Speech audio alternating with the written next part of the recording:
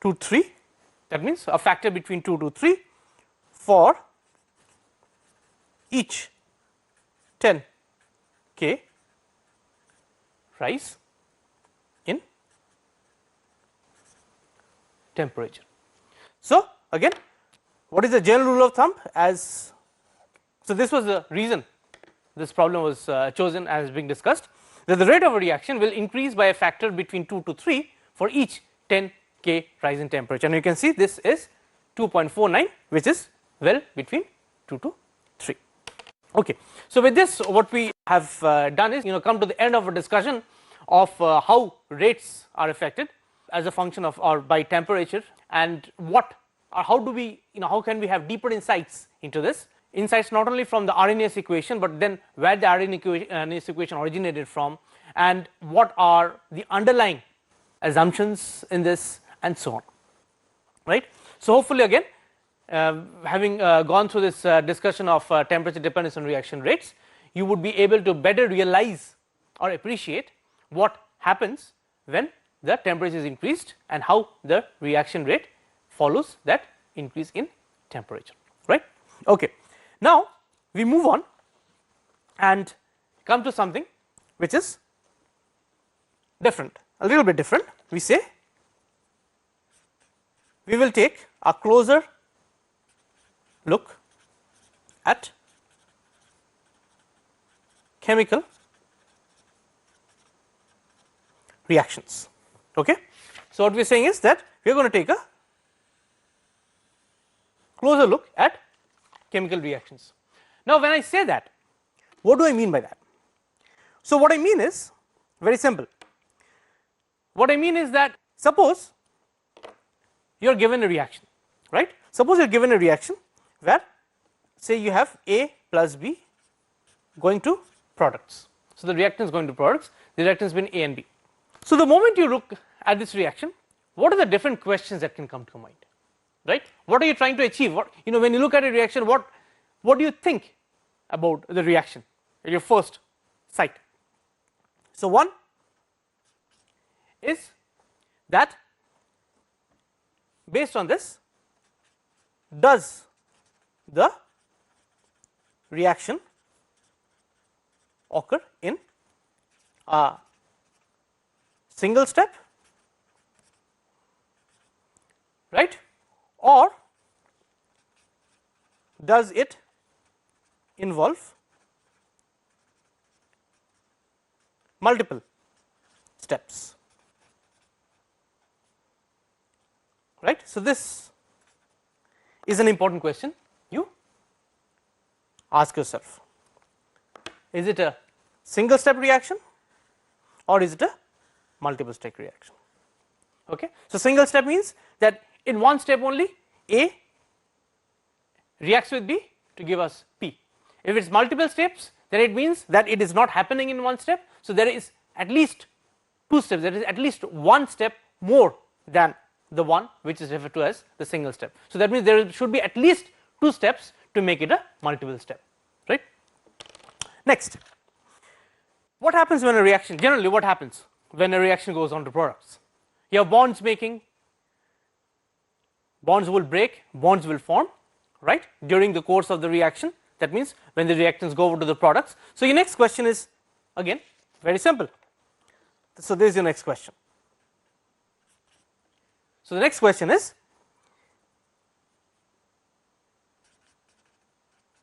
which bonds are broken, right, which bonds are being formed. Not only that, does the bond making, that means bond formation, and bond breaking, does the bond making and bond breaking happen at the same time? So, again in one question you are asking too many things. So what are the things you are asking? Which bonds are broken, right? Which bonds are broken? Which bonds are being formed, right? And then do these two processes, that is bond making and bond breaking, are they happening at the same time?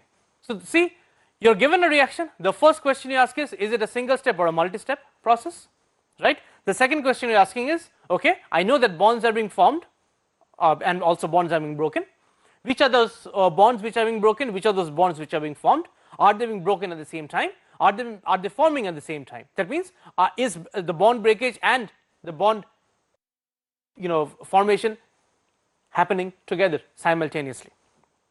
And the other question which you can ask is,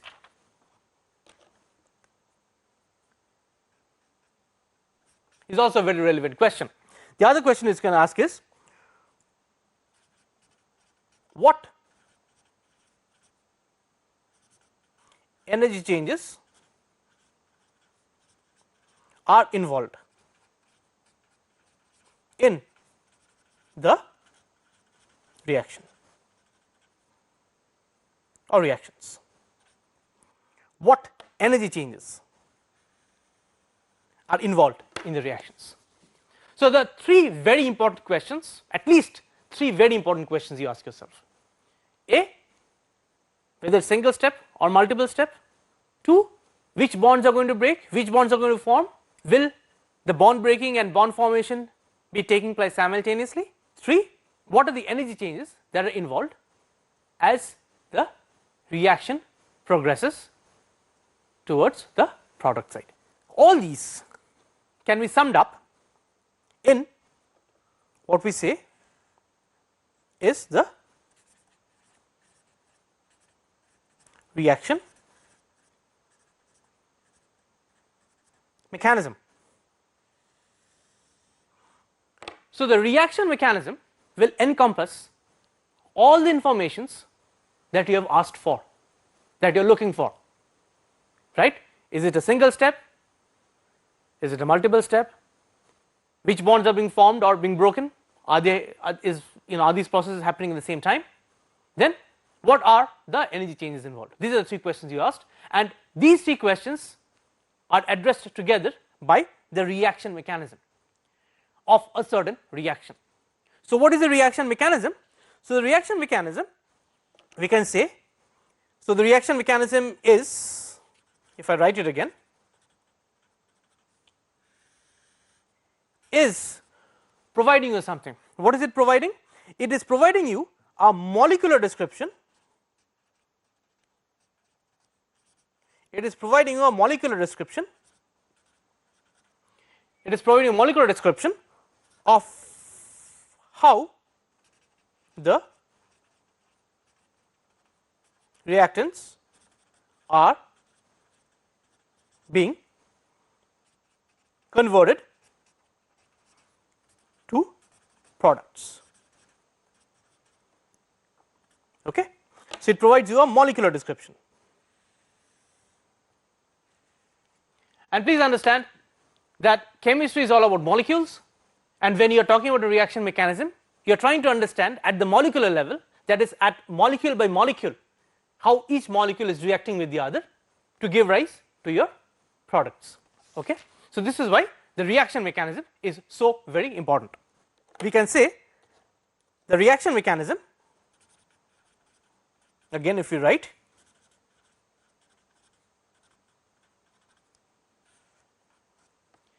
is what? So the reaction mechanism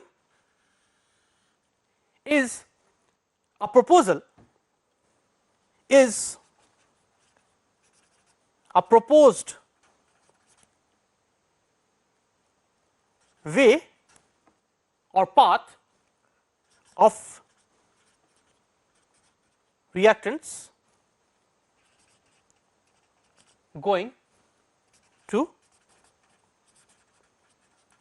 products. So it is a proposed way of reactants going to products, and that is why, so that means you are proposing a way based on what?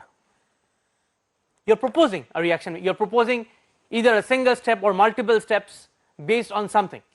So what is something? Something is the experiments you perform. So what are the experiments you perform? So the experiments you perform, so you perform experiments that help you propose the reaction mechanism. So what are the experiments? It's very simple. So the experiment means you can say one, you can vary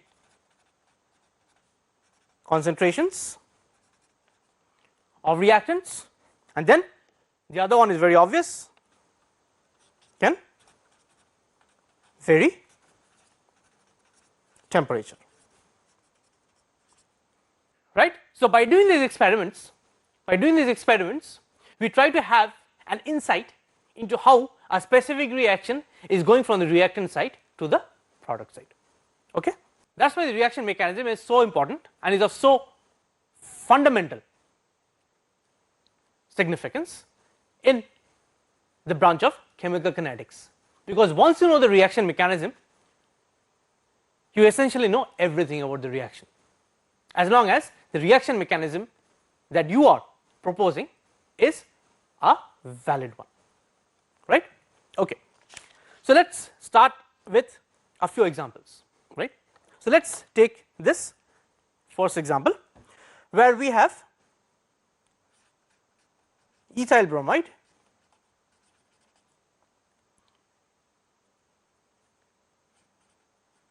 aqueous form, okay, reacting with OH minus aqueous form to give you CH3CH2 OH, you know what it is, aqueous form plus Br minus aqueous form. So let this be our reaction 1.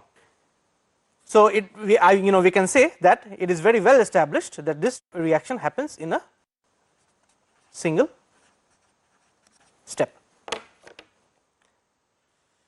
That means in a single step what happens is this molecule reacts with this molecule to give us the products. Such single step reactions, such single step reactions are also known as, this is important, elementary reactions. Okay. So this is a very important concept in chemical kinetics. So that means an elementary reaction is what? An elementary reaction is one which proceeds through a single step. There are no other steps involved. One step, it's an elementary reaction. Moreover, if you go back and take a look at this equation, the balanced chemical equation which is out here gives you the message of how the reaction proceeds. So in this case, the balanced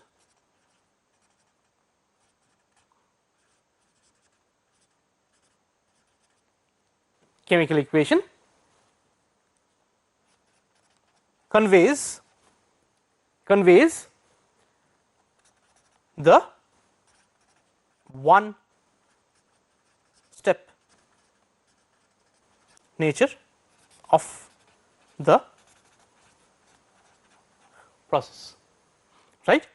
So again, the balanced chemical equation conveys the one step nature of the process. What do you mean by that? You look at this, this is a balanced reaction happening in a single step. Experiments have proved that it is happening in a single step.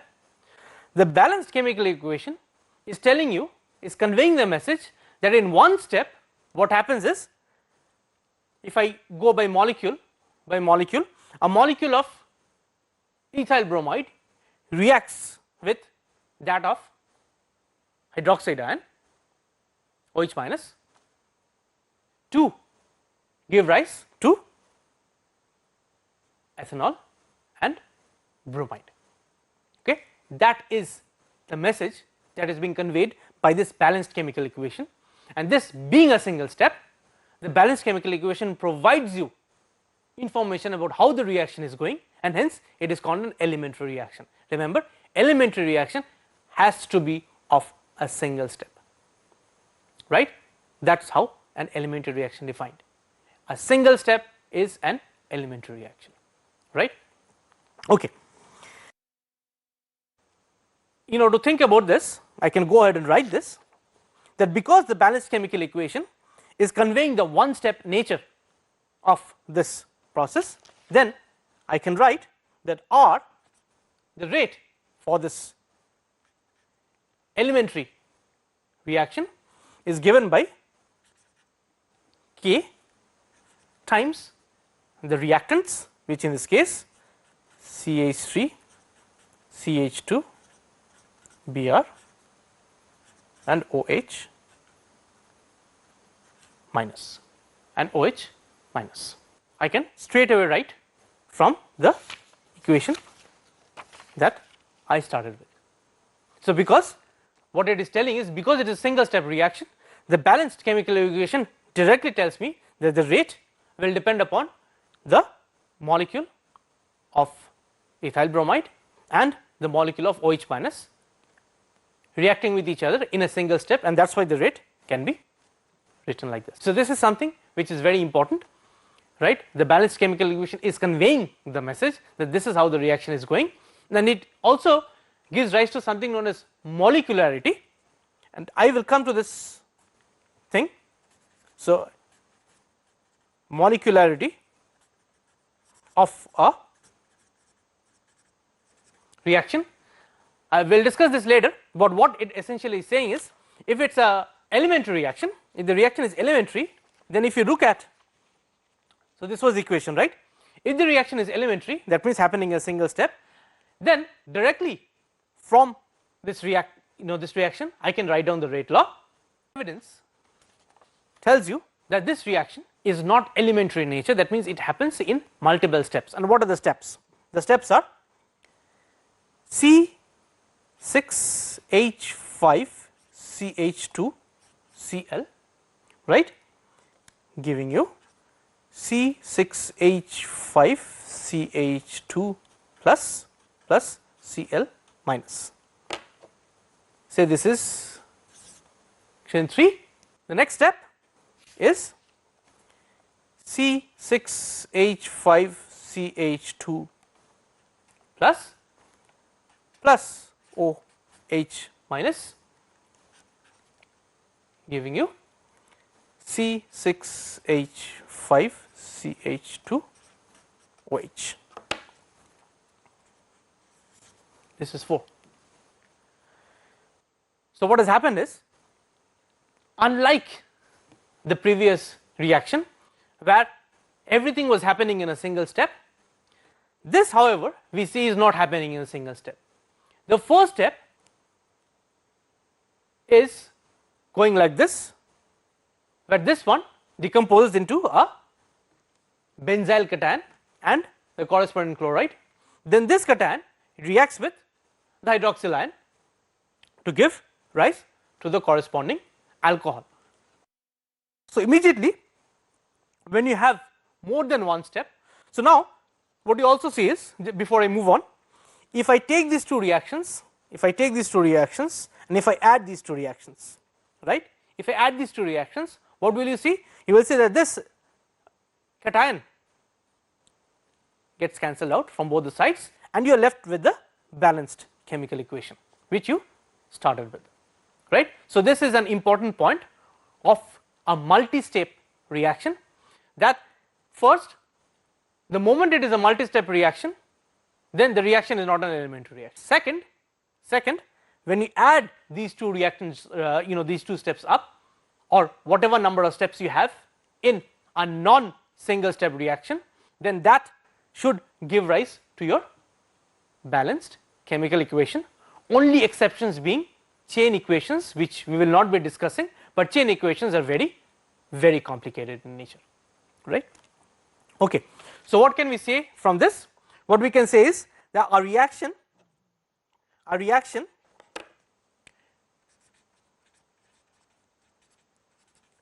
which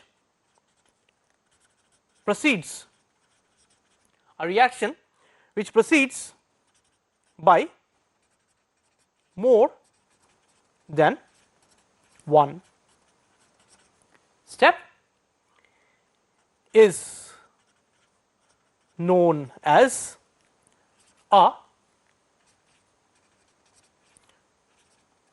composite reaction or a complex reaction. Okay, it is known as a composite reaction or a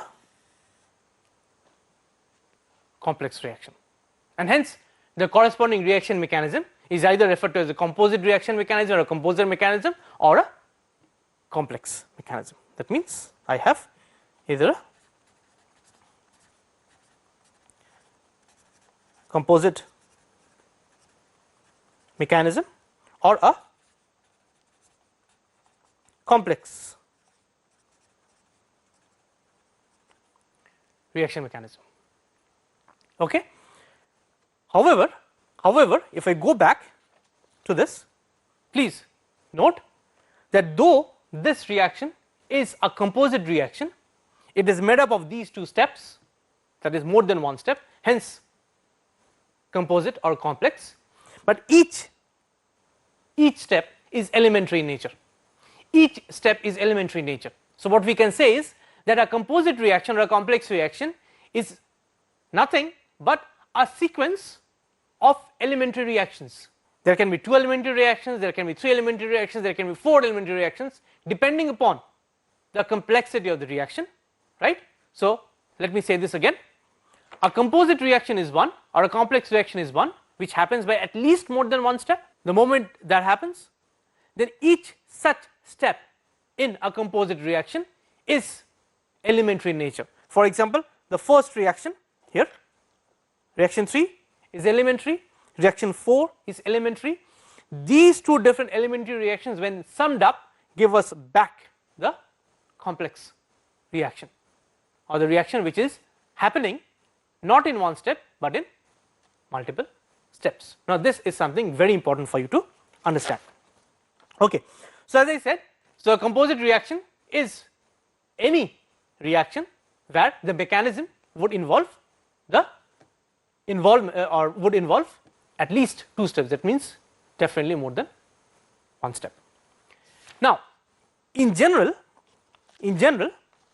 so some features you need to keep in mind for a composite reaction. In general, for a composite reaction, for a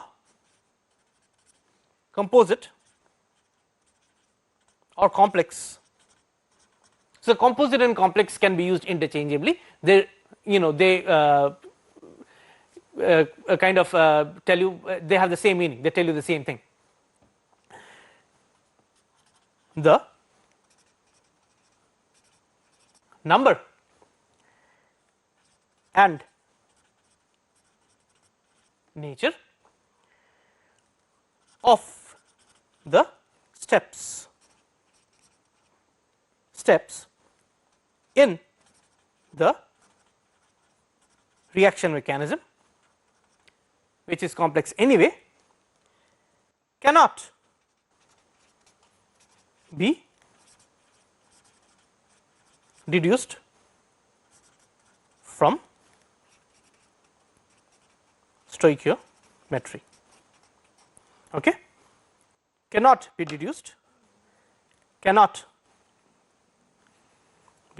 from stoichiometry, right. So why do we say this? So let us go back again to the reaction we started with. So remember, so this was the first reaction we started with, and we said that this is a single step elementary reaction. Look at the stoichiometry, one molecule of this, one molecule of this, and I said that the rate law for this can be written, or the rate expression can be written by K times this concentration of this times the concentration of the other reactant, okay, and then you go back and take a look at the stoichiometry, you see that, oh, from the stoichiometry I can directly say or write this rate expression for a single step or elementary reaction. That is where the molecularity comes in, and I said the molecular discussed later. But the same thing you cannot do for a complex reaction, you cannot write it down because you just do not know, you just do not know what the steps are for you to be able to write it down, okay. So that is what it meant, or what I meant when I saying, by saying that for a composite reaction the number and nature of the steps cannot be written down. See, if I just tell you that this is a complex reaction or composite reaction without telling you anything else, you do not know whether it is going to go, it is definitely going to go through by more than one step, but do not know whether it is going to go through by 2 steps, 3 steps or 4 steps. It will totally depend upon how complicated the reaction is, right. So for you, just looking at the reaction, if you do not know anything about it, you will not be able to say much, except that because it is going by more than one step or through more than one step, it has to be a complex or a composite reaction, that is it, okay. So, and when we were looking at this reaction, you saw one thing also, this complex reaction is that we were giving rise to a carbocation, the C6H5, the benzyl cation, the carbocation. So C6H5CH2 plus. So this C6H5CH2 plus carbocation in this case is referred to as the intermediate, is referred to as the intermediate species or the intermediate in your reaction. So what is happening, the intermediate, so intermediate is formed in one step and is being used up in another, okay. It is being formed in one step and is being used up in another. So just like this, we go back to the reaction again, you can see it is formed in the elementary reaction 3 and it is being used up in the elementary reaction 4. So so that is why it is called an intermediate. It is something which is in between the reactants and the products, it appears in between that, it is formed through one elementary step, but it is used up in the next elementary step so that it does not appear in the final reaction. That is what an intermediate is referred to by, okay. So now the other problem is, just so that you know, is when I am saying it is an intermediate, the most logical question that will come to your mind is, can I observe an intermediate? Yes, you can, depending upon how the how stable the intermediate is. In the intermediate stable one, you will be able to observe it during a reaction, okay, by some means. But what happens is many reaction intermediates are very short lived, it is very hard to observe them, and that is where proposing a reaction mechanism becomes even harder, because see, if you are going to propose a reaction mechanism, it has to follow the rate expression or the rate law, which we will see later, and to propose that you need to know what are the possible intermediates that can happen in a reaction. Now if you are able to see or identify the intermediates by some means or the other, by some technique or the other, then no problem, but if you are not able to identify, then it becomes that much more difficult for you to predict or to propose a plausible reaction mechanism that goes or follows the rate expression. So this is where the importance of intermediates being able to be identified or not being identified comes into play. So that is why intermediates play a very important role in many chemical reactions, okay. And I had already mentioned this to you that I will not write this down. An important feature of such composite reactions is that if you add up these elementary reactions which make up the composite or complex reaction mechanism, then you should get back the final rate or the final balanced chemical equation which you had started with. The only exception being are chain reactions. So chain reactions are much more complicated, as I told you, we are not going to do that, we are not going to cover that. But so in chain reactions you do not expect this to happen, because as I said, the chain reactions are too complicated. Before talking about reaction mechanisms, because that is what we are going for, let us think about the third question that you asked. The third question was this. So, what were the three questions again? Let us try to recall. A, is it a single step? A multiple step. 2, which bonds are being broken? Which bonds are being formed? Are these things happening at the same time, two processes happening at the same time, bond breaking, bond making? The third question is, what are the energies involved? What sort of energy diagram can I plot when I go from the reactant side to the product side? So, let us try to do this energy thing, or energy, look at this energy diagram. So, let us take a very simple plot. I will tell you what the plots are. So, or what the plot is. So, on the horizontal x axis we have something known as the reaction coordinate, right. On the vertical axis or y axis we have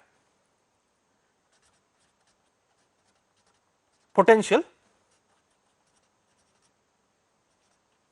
energy, okay. So, this is potential energy on the y axis and this is the reaction coordinate.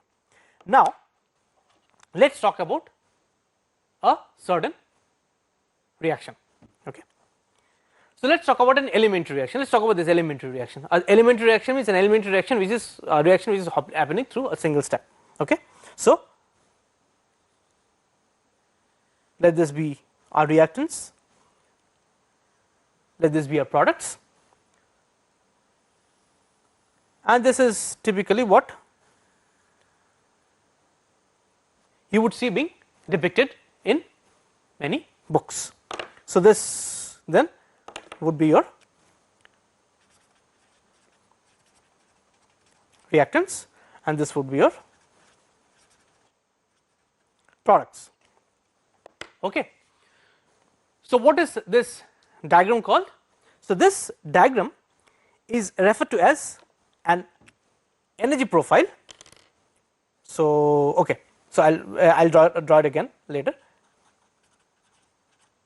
Energy profile for a chemical reaction, and here for this one we are just considering an elementary reaction, right, a single step reaction. Now, what do you see? You have two things or aspects being plotted. One is the potential energy on the vertical axis and one is the reaction coordinate. Let us try to understand a little bit more what these two mean. These two axes, that means the potential energy axis and the reaction coordinate, okay. So, let us try to understand the potential energy, the vertical axis. So, the vertical axis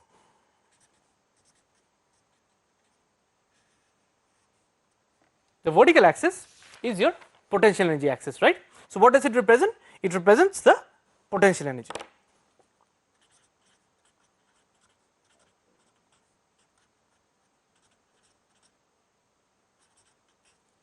So, what do I mean by that?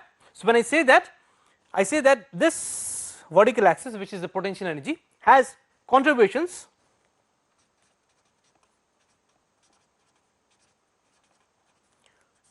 from the energy stored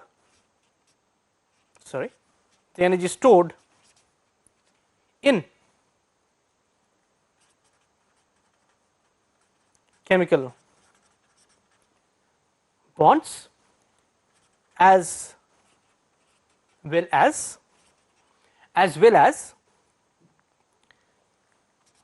that associated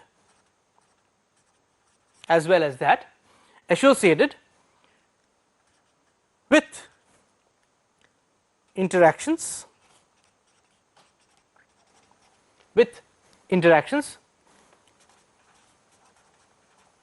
between each species and the surroundings, okay. Again, so the vertical axis is what? The vertical axis represents the potential energy, and what is the potential energy composed of? It is composed of the contributions from the energy stored in chemical bonds. So, remember here, so if you have a bond which is being broken and a bond which is being formed, then there is an energy stored within the bond, so that is what you are looking at, right. Not only that, so then you know, if two reactants are coming and interacting with each other, there is also some interaction energy coming in, so that will be here.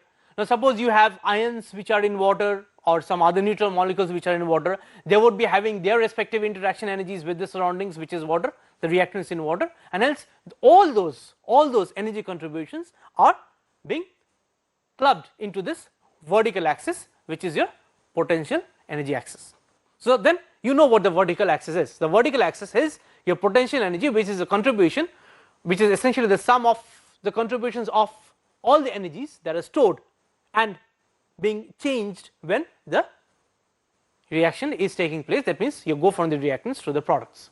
Hence, when I am plotting this potential energy, I am looking at the change in that total energy, which is the total potential energy, as I move from the reactant side to the product side. Okay. Then this leaves me with the horizontal axis, which is the reaction coordinate. What does the reaction coordinate tell me then? Or the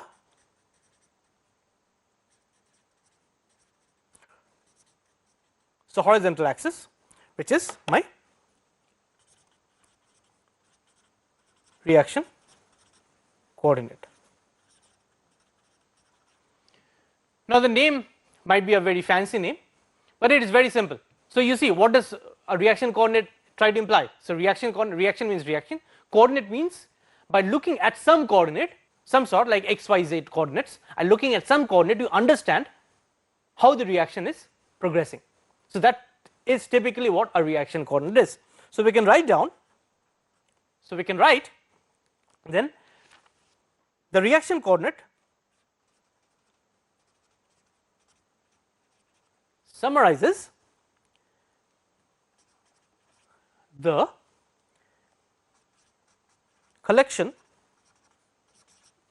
collection of motions such as changes in interatomic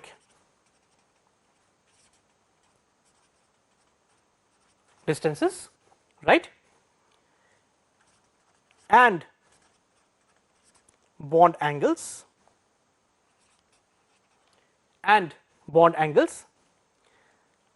that are directly involved in the formation of products. Okay. So again, what it does, it summarizes, that means it is the collective coordinate of the changes in interatomic distances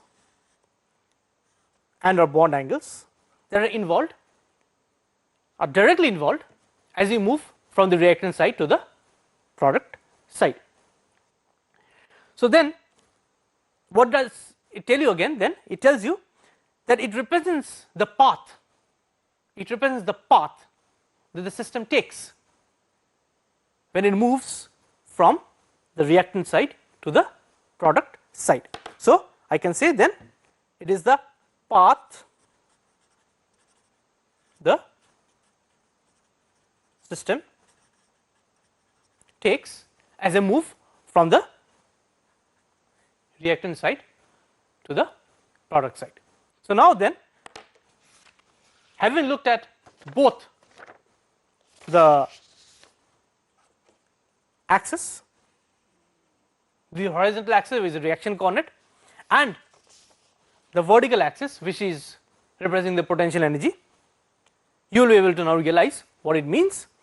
So along the reaction coordinate you are having bond breaking, bond angle changing and so on, which bond is breaking, the change in the atomic distances, and because of those changes what is happening is your potential energy is changing, because remember the potential energy is a contribution of all those things, right, your bond energy associated with the bond, energy associated with the interactions between the solid molecules, because whenever these changes in bond angles or interatomic distance are happening, all these energies are also changing as you go from the reactants to the products, and this is what the energy profile is telling you. So, energy profile is telling you that as I move along the reaction coordinate, which takes me from the reactant side to the product side, how is my potential energy changing? के सवालों के जवाब देंगे। यूं तो जिंदगी हर मोड़ पर इम्तिहान देती है, जिसका सामना हम कभी हंसकर और कभी रोकर कर ही लेते हैं, लेकिन न जाने क्यों इम्तिहान के वक्त छात्रों को इतनी टेंशन हो जाती है कि पूछिए मत। इसका असर उन पर मानसिक और शारीरिक दोनों तरीके से पड़ता है, और नतीजा ये कि ना तो पढ़ाई ठीक से हो पाती है और ना ही पेपर ठीक से दिए जाते हैं। ऊपर से टीचर्स और पेरेंट्स का प्रेशर सो अलग, क्योंकि हर कोई चाहता है इम्तिहान अच्छी तरह हो और बच्चों के अच्छे नंबर आए।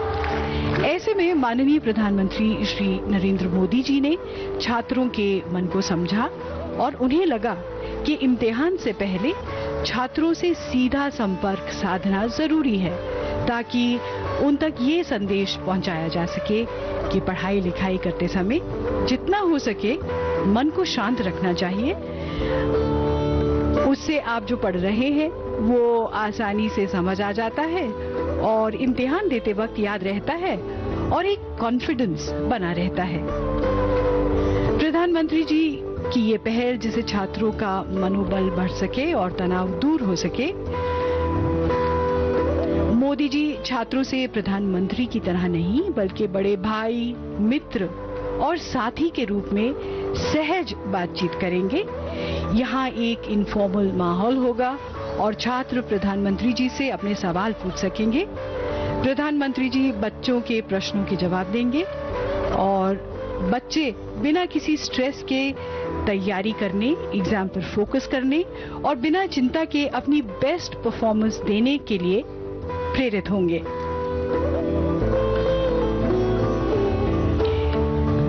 There are close to 1,000 people inside Talkatora Stadium today.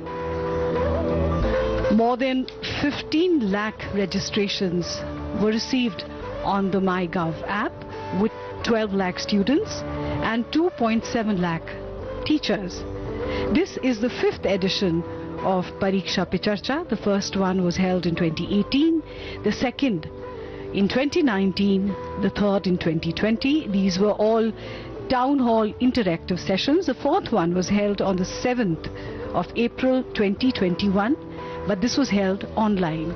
And this is the 5th edition of Pariksha Pe Charcha, which is being held here at the Talkatora Stadium.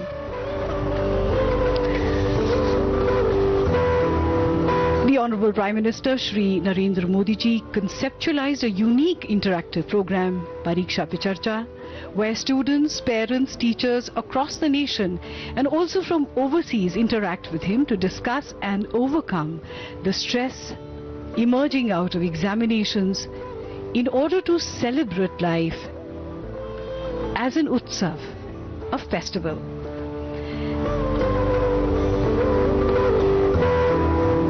There was a selection process of the participants. Creative writing competitions were held for students of class 9 to 12.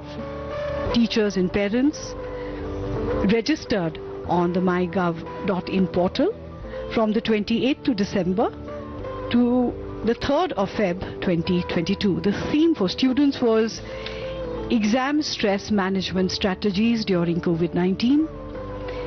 And we see the arrival of the man of the moment.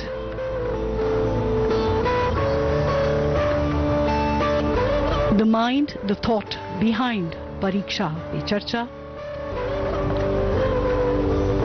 an interactive session with the students of India. The Honorable Prime Minister of India, Shri Narendra Modi ji, being greeted by the Education Minister, Shri Dharmendra Pradhan. This is a day for children, by children. The focus is really on children, and here in the foyer we see this exhibition that has been organized here.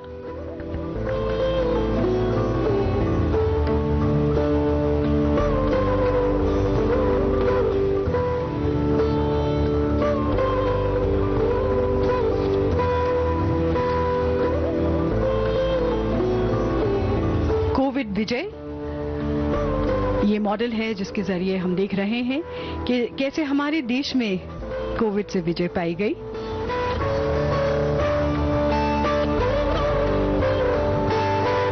एकता में आनंद, local for vocal, ये कुछ themes हैं जिन पर यहाँ पर हम काम देख सकते हैं। और ये हैं रुचिका कुमारी जेएनबी कपूरथला से, जो कोविड पर विजय के बारे में बता रही हैं। और मां का इंतजार, वो एक और स्टैचू है यहाँ पर।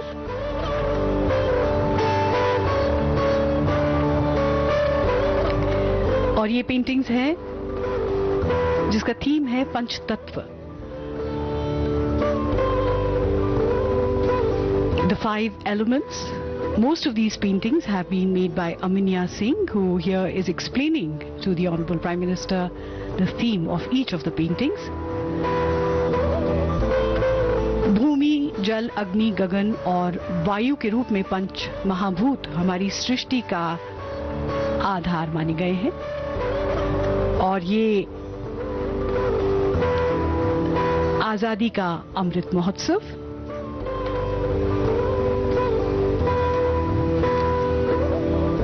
हमारे देश में आजादी का अमृत महोत्सव बड़े गर्व और उत्साह से मनाया जा रहा है। न केवल बड़े बल्कि बच्चे, छात्र भी इसे उतने ही उत्साह से मना रहे हैं।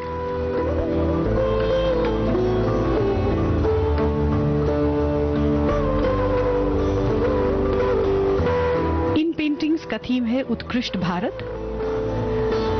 प्रधानमंत्री जी को बताते हुए हैं गायत्री लांडे, जो कि जेएनवी अकोला महाराष्ट्र से हैं।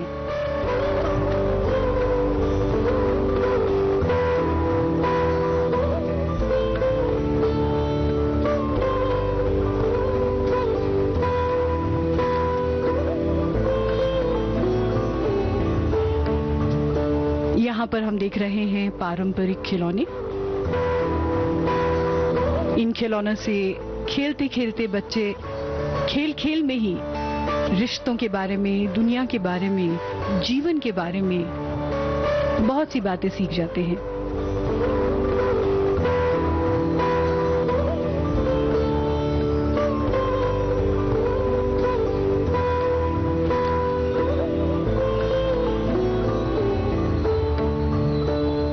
महात्मा गांधी से प्रेरित होकर बच्चे अपने जीवन में उनके आदर्शों को लाने की कोशिश कर रहे हैं। और ये है स्वच्छता पर बच्चों का ध्यान।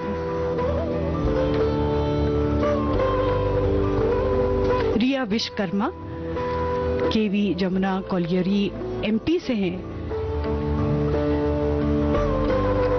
जो बच्चों को ट्रेडिशनल पेंटिंग्स के बारे में बता रही हैं।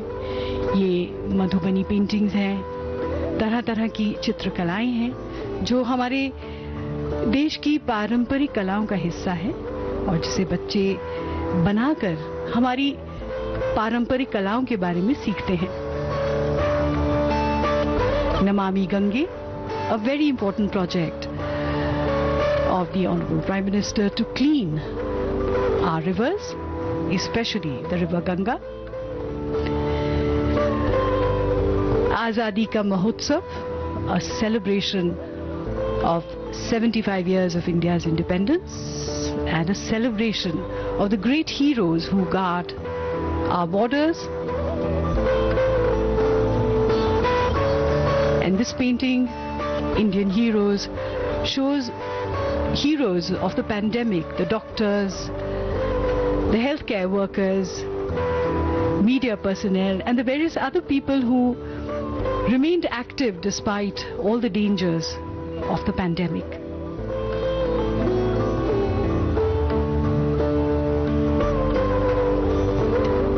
Every canvas is a journey all on its own.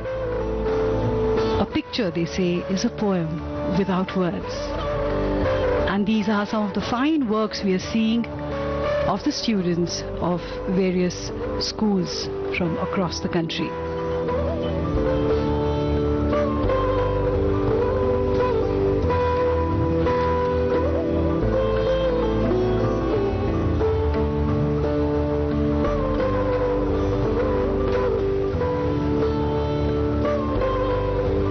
Shubham Maji is showing his watercolors. He's from KV Jamtara, Jharkhand.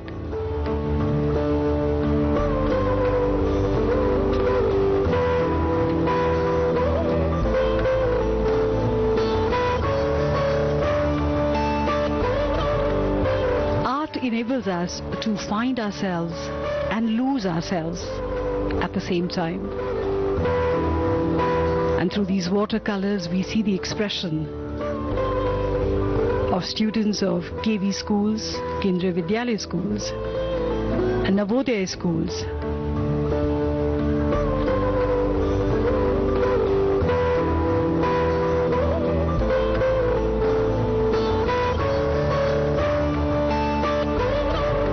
These are various projects that children from Bal Bhavan have made. The National Bal Bhavan is an autonomous body under the Department of Education that imparts non-formal education to children between the ages of 5 and 16. The idea here is to encourage children to think creatively, to be imaginative through activities which are entertaining. And we are seeing some of the creativity of the children of Bal Bhavan here. Expression through colors, monochrome, but beautiful nonetheless.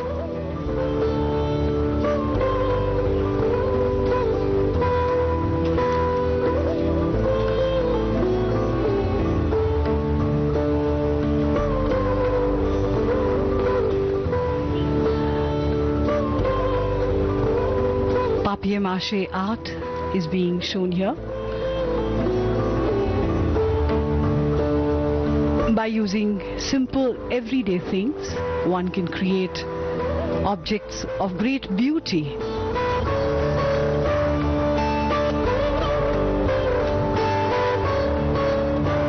This is P. Nitish Kumar, who is explaining to the Honorable Prime Minister the works of art from various Kendriya Vidyalayas. All children need is just a little bit of encouragement, just a bit of guidance, and they come into their own.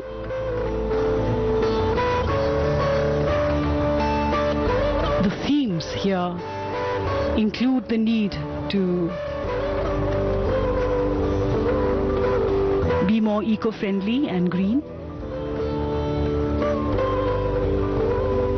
And there is a painting of the Honorable Prime Minister himself.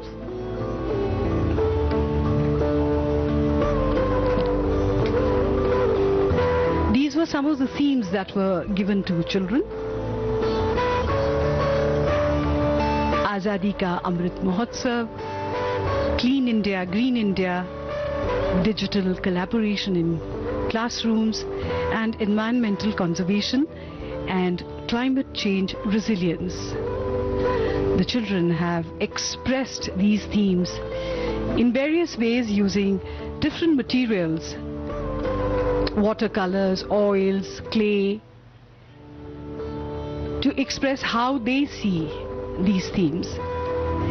And these are the sisters Nandita and Nivedita from KV Kottayam. They teach Vedic maths. After having mastering Vedic maths themselves, they teach the magic of Vedic maths to their fellow students so that they can overcome the fear of maths.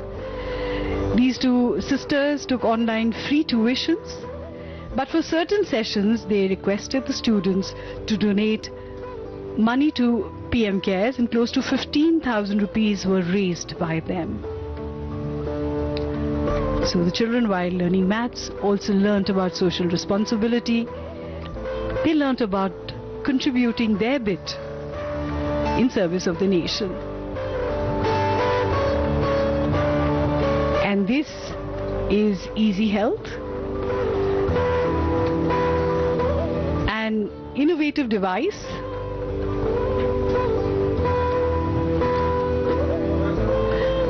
Harsh Vajpayee of KV1 Rewa, Madhya Pradesh has developed it. It senses two parameters, temperature and pulse, and updates it to a Wi-Fi database every 15 seconds. Doctors get alerted of abnormalities by email and phone call. The two sisters have something else to explain to the Honorable Prime Minister.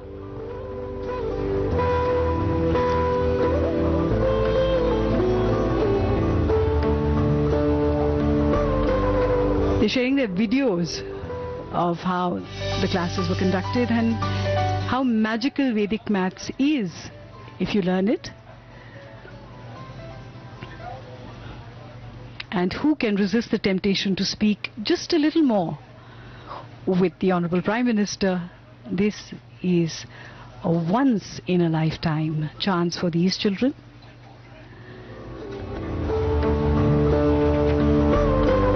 The Prime Minister always takes keen interest in innovations of all kinds.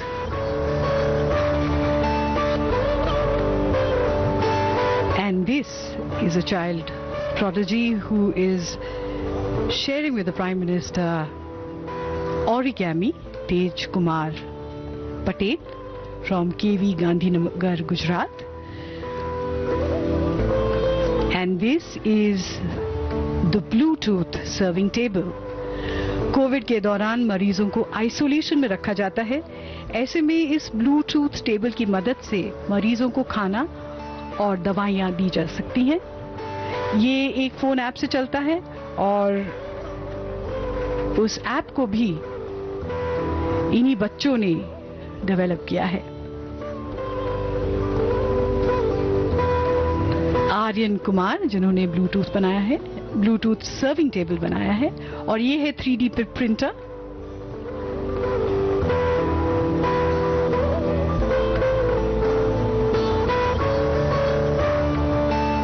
Printers can be used for all kinds of innovations. One just has to keep innovating and experimenting.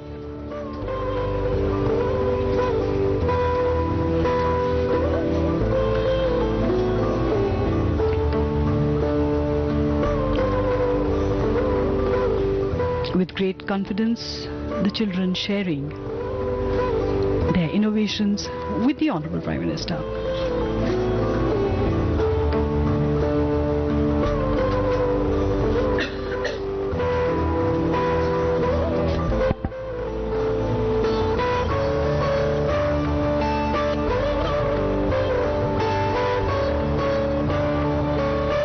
That's a little radio transistor with Man Ki Baat.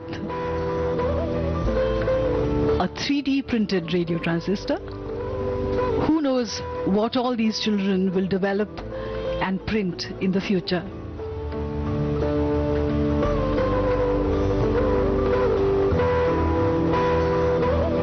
The Prime Minister has asked the students to autograph this little device for him.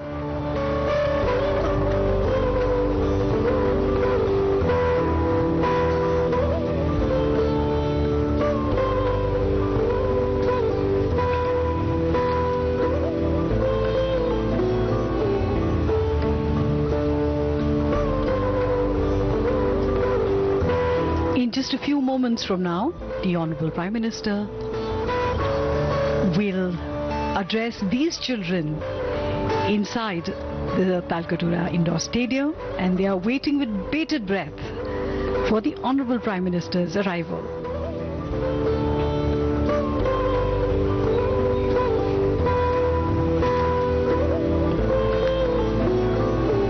the Honorable Prime Minister will answer questions of children from all across the country. Some of this will be done virtually, while there are some children who are present here who will ask their questions. And children have excitedly expressed themselves about this interaction. Verma है। मैं केंद्रीय विद्यालय कपूरथला छावनी की छात्रा हूं और मैं 12वीं कक्षा में पढ़ती हूं। मैं बहुत एक्साइटेड हूं और बहुत ही खुशनसीब समझती हूं खुद को कि मुझे मौका मिला है और प्रधानमंत्री जी हमसे खुद बातचीत करेंगे और जो हमारा स्ट्रेस होता है और जब वो हमसे बातचीत करते हैं वो सारा स्ट्रेस हम दूर हो जाता है और हमें बहुत अच्छा महसूस होता है। I am Aminya Singh from JNV Kanpur Nagar, Uttar Pradesh. I'm both excited and nervous at the same time. I'm feeling very fortunate that I'm getting a chance, a golden chance to meet a Prime Minister, and I'm very excited for this. I'm Aditya from class 10th Jawahar Navodaya Vidyalaya Faridabad. आज तक मैं उनसे कभी मिला नहीं हूँ, तो आज उनसे मैं बात करने जा रहा हूँ और इन पर्सन बात करने जा रहा हूँ, तो मेरे लिए बहुत एक्साइटेड हूँ मैं उसके लिए। मेरा नाम प्रियांशु तिवारी, मैं केंद्रीय विद्यालय दिल्ली संभाग का छात्र हूँ, कक्षा 11वीं। मैं अपने आप को बहुत भाग्यशाली मानता हूँ कि मुझे परीक्षा पे चर्चा प्रोग्राम में हिस्सा लेने का मौका मिला है। प्रधानमंत्री जी को अपने सामने देखना एक अपने में ही बहुत बड़ी बात है। Myself, V.S. Smriti Pragya Sethi. I am in 10th standard and I am from Kendriya Vidyalaya number 3, Delhi Camp. Every year, our Honorable Prime Minister come in front of us and motivate us that how to face the anxiety, depression and stress of examinations and how to overcome from the depression if we not score good in exams. नमस्कार, मैं सौम्या तिवारी केंद्रीय विद्यालय छावनी से बोल रही हूँ। हमारी एक और इतनी अच्छा हमारा भाग्य है कि जो हम यहाँ पर उपलब्ध हैं इस चीज़ के लिए और खुद प्रधानमंत्री जी हमारे सामने अपना सब मार्गदर्शन हमारा देंगे। जो भी बातें हैं, हमारी कठिनाइयाँ हैं परीक्षा की, उन सब का मार्गदर्शन करेंगे हमारे सामने और हमें बहुत अच्छा लगेगा कि सर हमारे साथ सब अच्छा बोलेंगे, बताएंगे हमें। मेरा नाम हर्षिता है और मैं केंद्रीय विद्यालय कक्षा 12वीं की छात्रा हूँ। देश के प्रधानमंत्री जी खुद हमारे मार्गदर्शन के लिए यहाँ उपस्थित होंगे। इससे हमें जिंदगी में कुछ अच्छा करने की प्रोत्साहन मिलेगा और हम बहुत खुश हैं कि हमें ये सुनहरा अवसर प्राप्त हुआ है।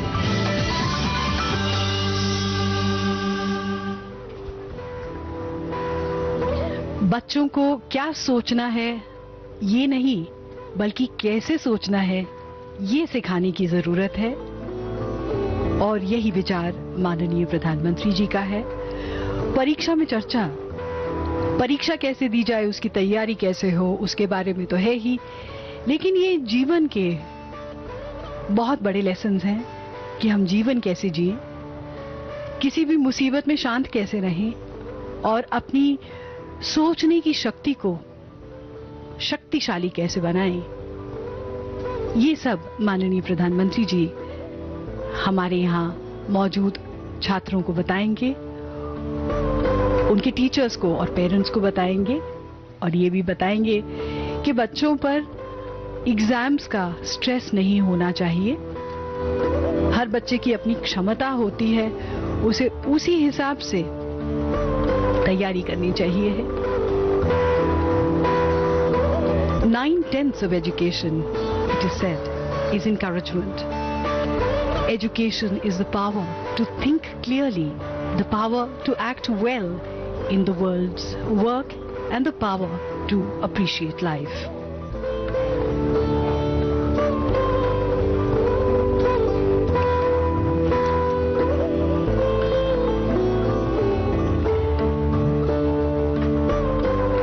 Some of the motivational quotes by the Honorable Prime Minister include, if you fail to be disappointed with failure, you will be successful. You need to move ahead of bad attempts. Technology is good, but its use is in our hands.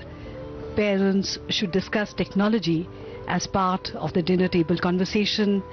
We are converging due to technology and are becoming narrow-minded. This should be used for expansion instead. यहाँ पर भी stadium में प्रधानमंत्री जी की अलग अलग तस्वीरें हैं जिनमें उसके कोट्स हैं जो बच्चों को प्रेरित करते हैं।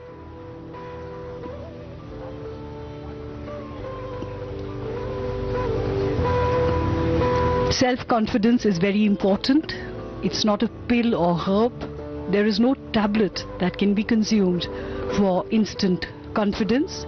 We have to build it every day.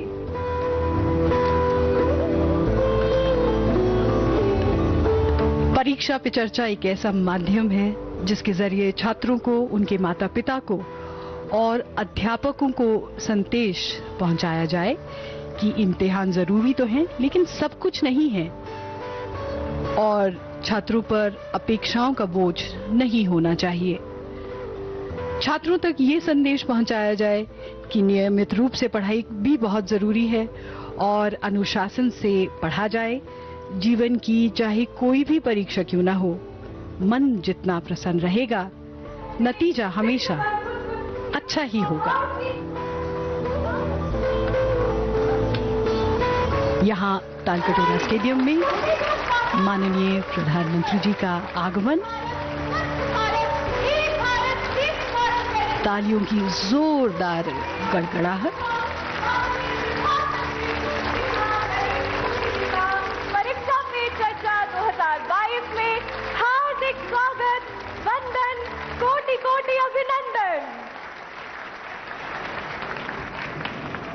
परीक्षा पे चर्चा 2022 के शुभ अवसर पर मान्यवर शिक्षा मंत्री भारत सरकार श्रीमान धर्मेंद्र प्रधान जी को माननीय प्रधानमंत्री जी के अभिनंदन एवं स्वागत हेतु सादर आमंत्रित कर रहा हूं। मान्यवर शिक्षा मंत्री भारत सरकार।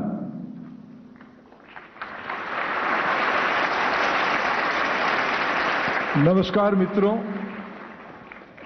अत्यंत खुशी और गौरव की विषय है परीक्षा पे चर्चा की 5वीं संस्करण में 5th एडिशन पे हम सभी का मार्गदर्शन करने हेतु, देश की नई पीढ़ी को आशीर्वाद देने हेतु स्वयं माननीय प्रधानमंत्री जी हमारे बीच में पधार चुके हैं। मैं इस कार्यक्रम में देश की शिक्षा परिवार की ओर से माननीय प्रधानमंत्री जी का हार्दिक स्वागत करता हूं, उनको अभिनंदित करता हूं। मित्रों, आज के इस कार्यक्रम में देश की सभी राज्यों की मान्यवर राज्यपाल, अनेक राज्यों की माननीय मुख्यमंत्री, लगभग सभी राज्य की माननीय शिक्षा मंत्री, लाखों स्थानों में करोड़ों की संख्या में विद्यार्थी और युवा भाई और बहनें, अभिभावक, शिक्षक, शिक्षयित्री तथा समग्र शिक्षा परिवार की करोड़ों की जनता इस कार्यक्रम में उपस्थित है। मैं सभी का शिक्षा विभाग की ओर से स्वागत करता हूं। मित्रों, चौथा एडिशन महामारी कोरोना के कारण हम प्रत्यक्ष कर नहीं पाए थे। आज बड़ी खुशी की बात है, भारत समेत विश्व की नागरिकों ने कोरोना को आज पराजित किया है। भारत आज वैक्सीनेशन में दुनिया की एक प्रकार से 1 नंबर देश बन चुका है। बच्चों को भी कोरोना की टीका लगना शुरू हो गया है। मित्रों, यह इस देश की सामूहिक जनशक्ति की एक परिचायक है। यही तो जन आंदोलन है, यही तो माननीय प्रधानमंत्री की जो दिशा है, सबको लेके चलना, सबकी साथ सबकी विकास, यही उसका मूर्तिमंत रूप है। स्कूल की घंटियां फिर से बजना शुरू हो गई है। घर से बच्चे निकल के स्कूल बस में, साइकिल में विद्यालय जाना शुरू कर दिए हैं। देश सहजता की ओर बढ़ चुकी है। और देखिए क्या संयोग है, हम सब अमृत काल में आज पहुंच चुके हैं। आजादी का 75 साल जब हम मना रहे हैं, आज प्रत्यक्ष रूप में शिक्षा जगत की, शिक्षा परिवार की ये कार्यक्रम आयोजन हम कर रहे हैं। और क्या कार्यक्रम है? परीक्षा पे चर्चा। मित्रों, हम जिंदगी में सभी लोगों ने परीक्षा दिया होगा और आज की बच्चे, हमारे आज की पीढ़ी तो परीक्षा के लिए तैयार हो चुका है। परीक्षा सबके मन में थोड़ा चिंता डालती है, थोड़ा शंका करती है, थोड़ा सबको दुविधा में, थोड़ा असामंजस्य में, थोड़ा चिंता में डालती है। पढ़ाई तो हम सभी करते हैं, पढ़ाई के साथ साथ जरूरी है आत्मविश्वास। मैं आज के कार्यक्रम में सभी को एक अनुरोध करूंगा, परीक्षा के पहले और परीक्षा के बाद आपको जब समय मिले, कभी एक छोटी सी मूवी यूट्यूब में है, चलो जीते हम। माननीय प्रधानमंत्री जब बचपन में एक विद्यार्थी थे, उन्होंने कैसे जिंदगी को सामना किया, परिस्थिति को कैसे सामना किया, मूल्यबोधों के बारे में कैसे विषय उनके सामने आई थी, सारे हमको उसमें प्रेरणा देती है। आज ऐसे ही अमृत काल में मित्रों थोड़ा कल्पना करिए, जो मेरे नन्हे मुन्ने नौजवान साथी यहां बैठे, जिनकी उम्र 14, 15, 17 साल है, ये जब आजादी का हम लोग शताब्दी मना रहे होंगे 100 साल, तब दुनिया की बागडोर, ना केवल देश की, दुनिया की बागडोर आपके हाथ में आ चुका होगा, आपकी उम्र 40 पहुंच चुका होगा। और इन्हीं बच्चों को भविष्य पीढ़ी को तैयार करने के लिए, आत्मविश्वास बढ़ाने के लिए, अभिभावक के नाते, घर की मुखिया के नाते आज परीक्षा पे चर्चा की 5th एडिशन में तनाव से मुक्ति दिलाने के लिए, छोटी छोटी बातों को आपके साथ साझा करने के लिए, बात छोटी हो सकती है लेकिन उसकी प्रभाव दूरगामी और बहुत बड़ा होता है। ऐसे मैं फिर दोबारा माननीय प्रधानमंत्री जी का इस कार्यक्रम में स्वागत करता हूं और आप और देश के करोड़ों बच्चों के बीच में और माननीय प्रधानमंत्री के बीच में दूरी ना बनाते हुए मैं माननीय प्रधानमंत्री जी को विनती करता हूं, आए और खुद आपसे गपशप करें। माननीय प्रधानमंत्री जी।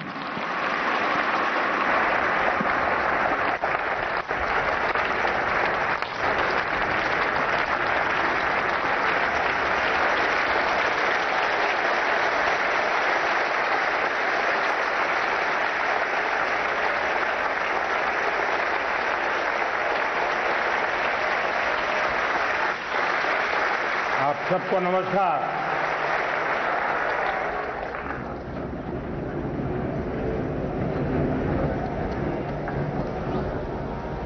वैसे मेरा बड़ा प्रिय कार्यक्रम है, लेकिन कोरोना के कारण बीच में मैं आप में से साथियों को मिल नहीं पाया,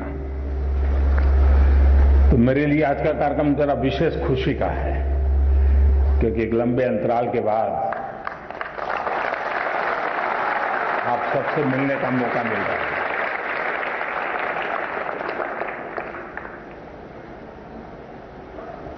मुझे नहीं लगता है कि परीक्षा का आप लोगों को कोई टेंशन होगा। मैं सही हूं ना? मैं सही हूं ना?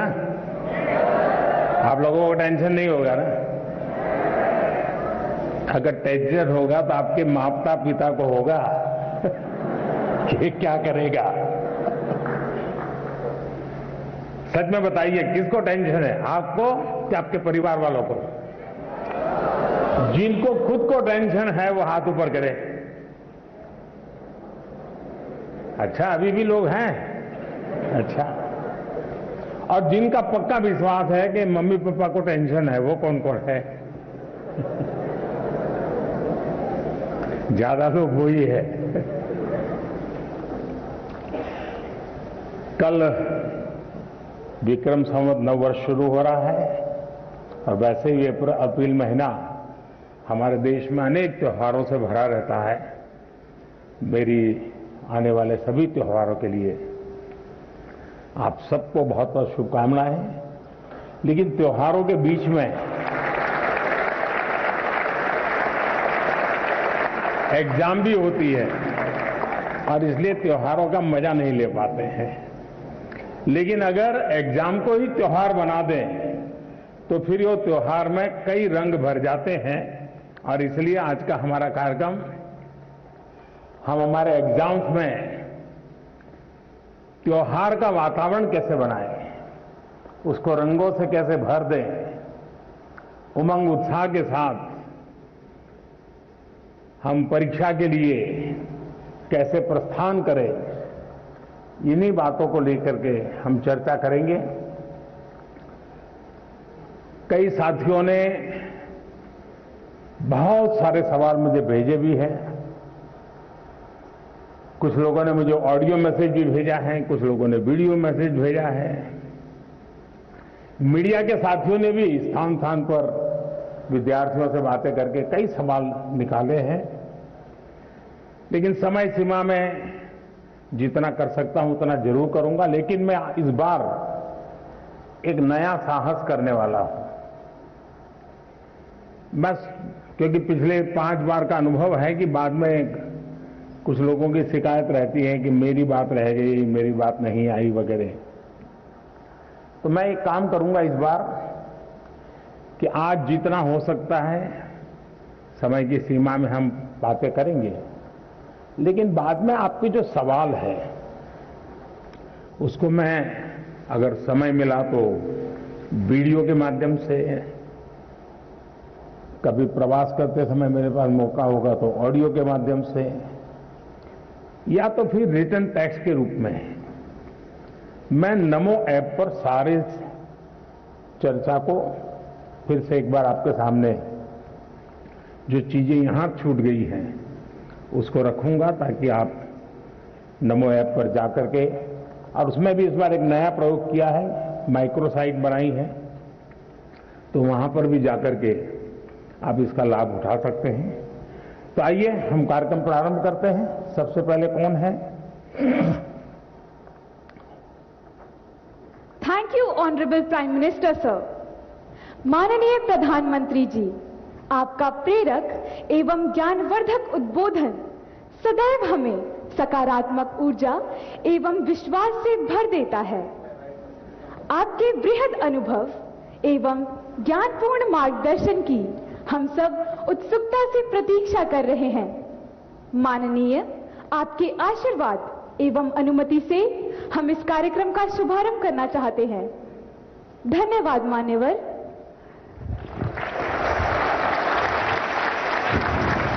माननीय प्रधानमंत्री जी, भारत की राजधानी ऐतिहासिक नगरी दिल्ली के विवेकानंद स्कूल की कक्षा 12वीं की छात्रा खुशी जैन आपसे प्रश्न पूछना चाहती हैं। खुशी, कृपया अपना प्रश्न पूछिए।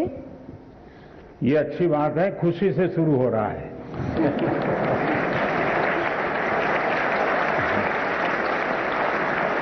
और हम भी चाहते हैं कि परीक्षा पूरी होने तक खुशी ही खुशी रहे। माननीय प्रधानमंत्री महोदय, नमस्कार। नमस्ते। मेरा नाम खुशी जैन है। मैं कक्षा 12वीं विवेकानंद स्कूल आनंद विहार दिल्ली की छात्रा हूँ।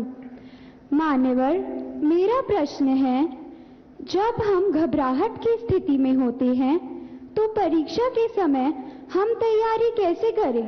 धन्यवाद। धन्यवाद खुशी।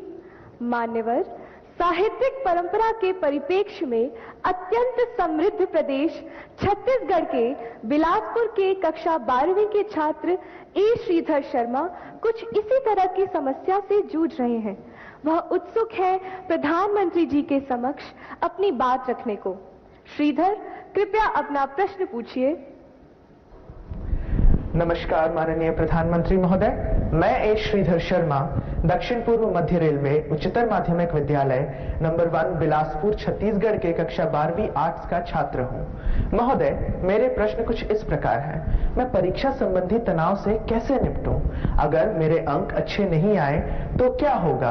अगर मुझे अपेक्षित अंक प्राप्त नहीं हुए तो क्या होगा?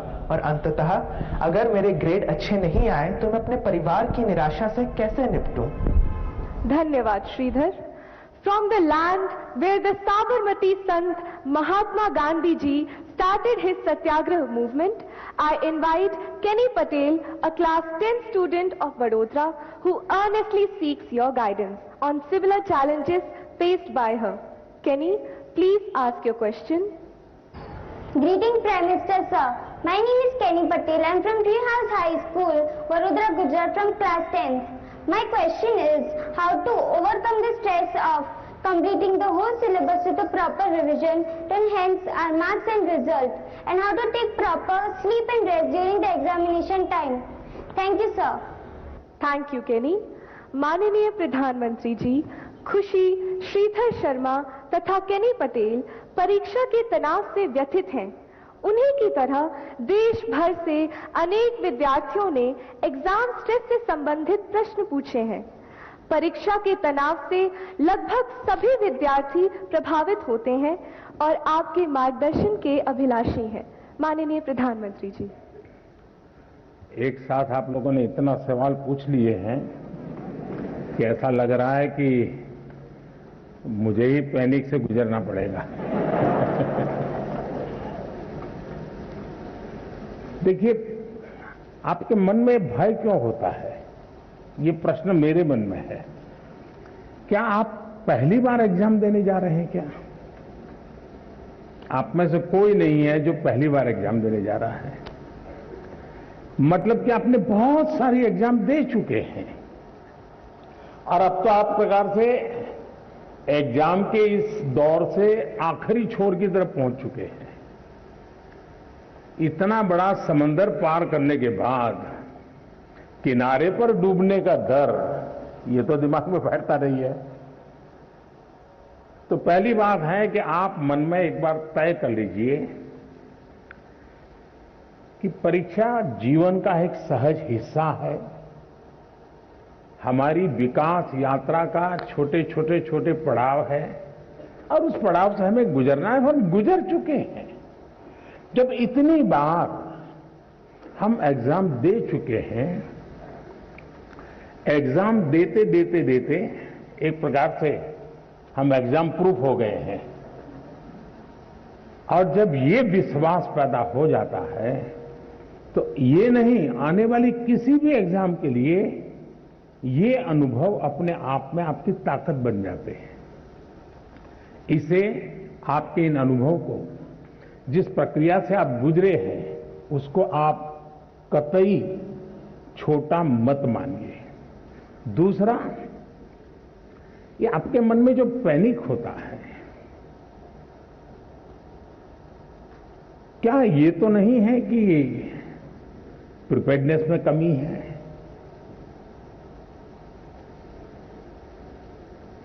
कहने को तो हम कुछ कहते होंगे, लेकिन मन में रहता है। मेरा आपको सुझाव है, अब एग्जाम के बीच में समय तो ज्यादा है नहीं, इस बोझ को जीना है कि जो किया है उसमें विश्वास भर करके आगे बढ़ना है। हो सकता है एक दो चीजें छूट गई होगी, एक आध चीज में थोड़ी जितनी मेहनत चाहिए नहीं हुई होगी, उसमें क्या है, लेकिन जो हुआ है उसमें मेरा आत्मविश्वास भरपूर है, तो वो बाकी चीजों में भी वो ओवरकम कर जाता है। और इसलिए मेरा आपसे आग्रह है कि आप इस प्रेशर में मत रहिए, पैनिक क्रिएट हो ऐसा वातावरण को पनपने ही मत दीजिए। जितनी सहज दिनचर्या आपकी रहती है, उतनी ही सहज दिनचर्या में आप अपने आने वाले परीक्षा के समय को भी बिताइए। एक्स्ट्रा, कम अधिक, जोड़ना तोड़ना, वो आपके पूरे स्वभाव से डिस्टर्बेंस पैदा करेगा। वो ये करता है तो चलो मैं भी ये करूं, मेरा एक दोस्त ऐसा करता है इसलिए उसको अच्छे मार्क्स आते हैं, मैं भी वो करूं। आप वो कुछ मत कीजिए जो आपने सुना है, आप वही कीजिए जो इतने समय से आप करते आए हैं और उसमें आप विश्वास भरिए।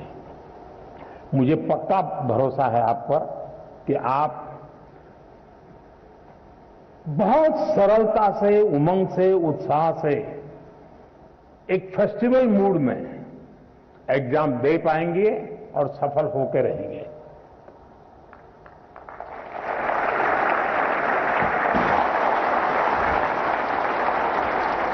Thank you, Honorable Prime Minister, sir, for teaching us to accept exams as a natural experience, to believe in ourselves. Honorable Prime Minister, sir, The next question comes from Mysuru in Karnataka, renowned for its heritage destinations and national parks. Tarun MB, who is a class 11 student here, seeks a solution to his problem. Tarun, may we have your question, please? Good morning, sir. I am Tarun MB, studying in class 11th at Jawahar Navodaya Vidyalaya, Mysuru, Karnataka. I express my sincere gratitude in being given an opportunity to participate in the 5th edition of Pariksha Pe Charcha 2022. My question to our Honorable Prime Minister Shri Narendra Modi ji is, Sir, how can you be a student focused while studying online? Because there are so many distractions like YouTube, WhatsApp and other social media. It is very difficult to study online without disturbance. Sir, is there any solution for this? Thank you, sir. Thank you, Tarun. Honorable Prime Minister, sir, Sahid Ali, a class 10 student of Silver Oak School, Delhi Cantonment Board, is eager to ask his question on a similar subject. Sahid, please ask your question. नमस्कार महोदय, माननीय प्रधानमंत्री जी, मैं Sahid Ali silver oak school Delhi cantonment board में 10वीं कक्षा का छात्र हूं। पिछले 2 वर्षों से हम अपनी पढ़ाई ऑनलाइन मोड में कर रहे हैं। इंटरनेट के इस्तेमाल से हम में से बहुत से बच्चों में सोशल मीडिया और ऑनलाइन गेमिंग की एडिक्शन सी हो गई है। इस स्थिति से बाहर निकलने के लिए क्या करें? कृपया हमारा मार्गदर्शन कीजिए। Thank you, Sahid. Honorable Sir, Kirtana Nair, a class 10 student from Thiruvananthapuram, Kerala, is plagued by the same problem and expects to receive guidance from you, sir. Kirtana's question has been received from times now. Kirtana, please ask your question. Hi, I am Kirtana from class 10 in Christchurch School, Thiruvananthapuram, Kerala. As we all know, our classes have shifted online during the pandemic. There is so much distraction in our homes in the form of mobile, social media, etc. Sir, so my question is, how can we improve the learning through online classes?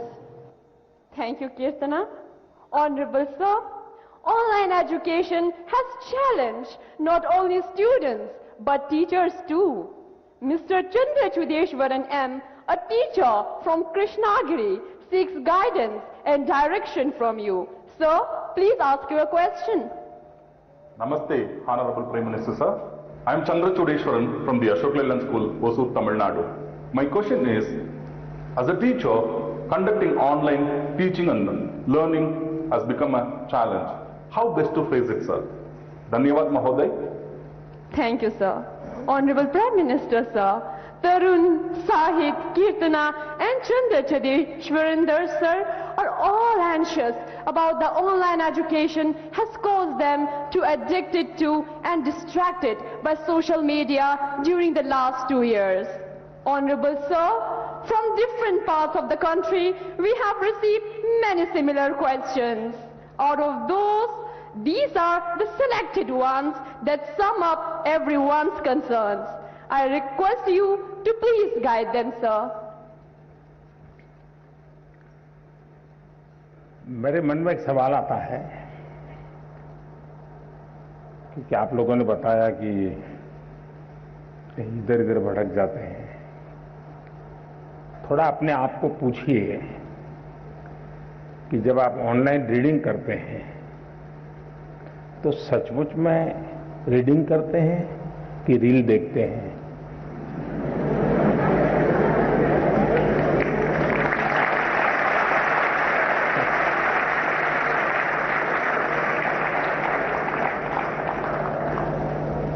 अब मैं आपको हाथ ऊपर नहीं कराऊंगा, लेकिन आप समझ गए कि मैंने आपको पकड़ लिया है। हकीकत में दोष ऑनलाइन या ऑफलाइन इसका नहीं है। आप अनुभव किए होंगे, क्लास में भी बहुत बार आपका शरीर क्लासरूम में होगा, आपकी आंखें टीचर की तरफ होगी, लेकिन कान में एक भी बात नहीं जाती होगी, क्योंकि आपका दिमाग कहीं और होगा। कान को तो कोई दरवाजा नहीं लगाया है, कोई खिड़की नहीं लगाई, लेकिन मन कहीं और है, तो सुनना ही बंद हो जाता है, रजिस्टर ही नहीं होता है। जो चीजें ऑफलाइन होती हैं वही चीजें ऑनलाइन भी होती हैं। इसका मतलब है कि माध्यम समस्या नहीं है, मन समस्या है।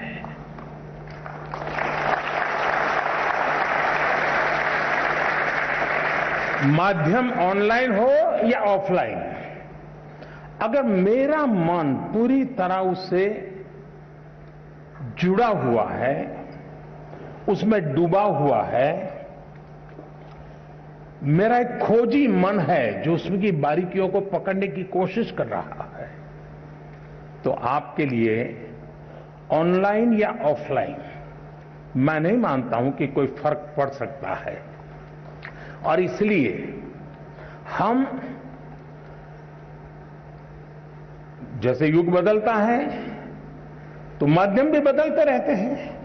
अब पहले के जमाने में जो गुरुकुल चलते थे, सदियों पहले, सहस्त्र वर्ष पहले, तो वहां तो प्रिंटिंग पेपर भी नहीं थे, तो उस समय कोई किताब भी नहीं थी, तो ऐसे ही कंठस्थ सब चलता था। तो उनकी श्रवण शक्ति इतनी तेज रहती थी कि सुनते थे और उसको कंठस्थ कर लेते थे, और पीढ़ी दर पीढ़ी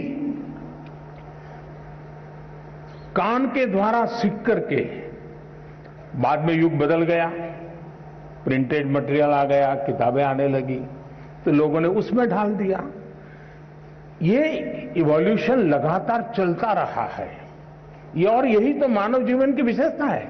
तो वो इवोल्यूशन का एक हिस्सा है कि आज हम डिजिटल गैजेट के माध्यम से, नए टेक्नोलॉजिकल टूल के माध्यम से बड़ी आसानी से चीजों को प्राप्त कर सकते हैं और बड़े व्यापक रूप से प्राप्त कर सकते हैं। इसे हमने एक अपॉर्चुनिटी मानना चाहिए, हमने इसे समस्या नहीं मानना चाहिए।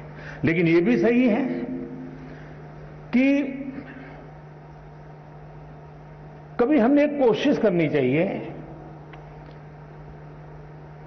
हम ऑनलाइन हमारी पढ़ाई को एक रिवॉर्ड के रूप में अपने टाइम टेबल में रख सकते हैं। मुझे पक्का विश्वास है कि मान लीजिए आपने आपके टीचर के द्वारा मिली हुई नोट्स और स्टैंडर्ड मटेरियल कहीं आपको ऑनलाइन अवेलेबल है, दोनों को बराबर देखेंगे तो आप ही उसका वैल्यू एडिशन कर सकते हैं। आप कहेंगे हाँ टीचर ने इतना बताया था, मुझे इतना याद रहा था, लेकिन यहां दो चीजें मुझे अच्छी मिल गई हैं, अच्छे तरीके से मिल गई है, मैं दोनों का जोड़ कर दूंगा, तो वो आपकी ताकत बहुत बढ़ा देंगे। ऑनलाइन का दूसरा लाभ ये है, आखिरकार शिक्षा का एक हिस्सा है ज्ञान अर्जन करना। अब ऑनलाइन और ऑफलाइन का सिद्धांत क्या हो सकता है? मैं मानता हूं ऑनलाइन पाने के लिए है, ऑफलाइन बनने के लिए है।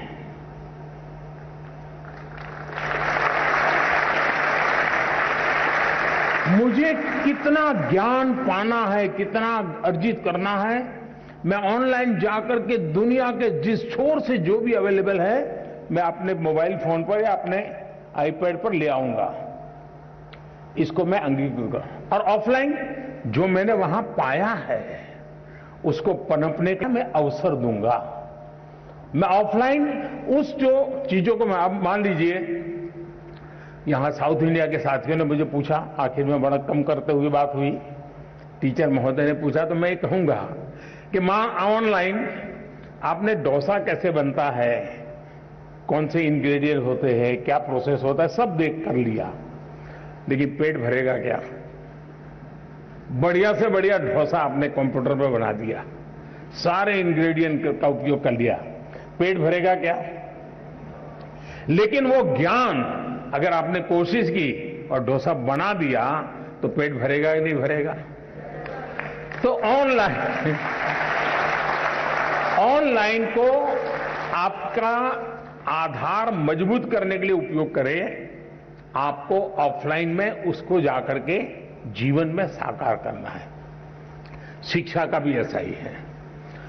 पहले आपकी जो किताब है वो, आपके जो टीचर है वो, आपका जो सराउंडिंग्स है वो, बहुत सीमित साधन थे ज्ञान प्राप्त करने के।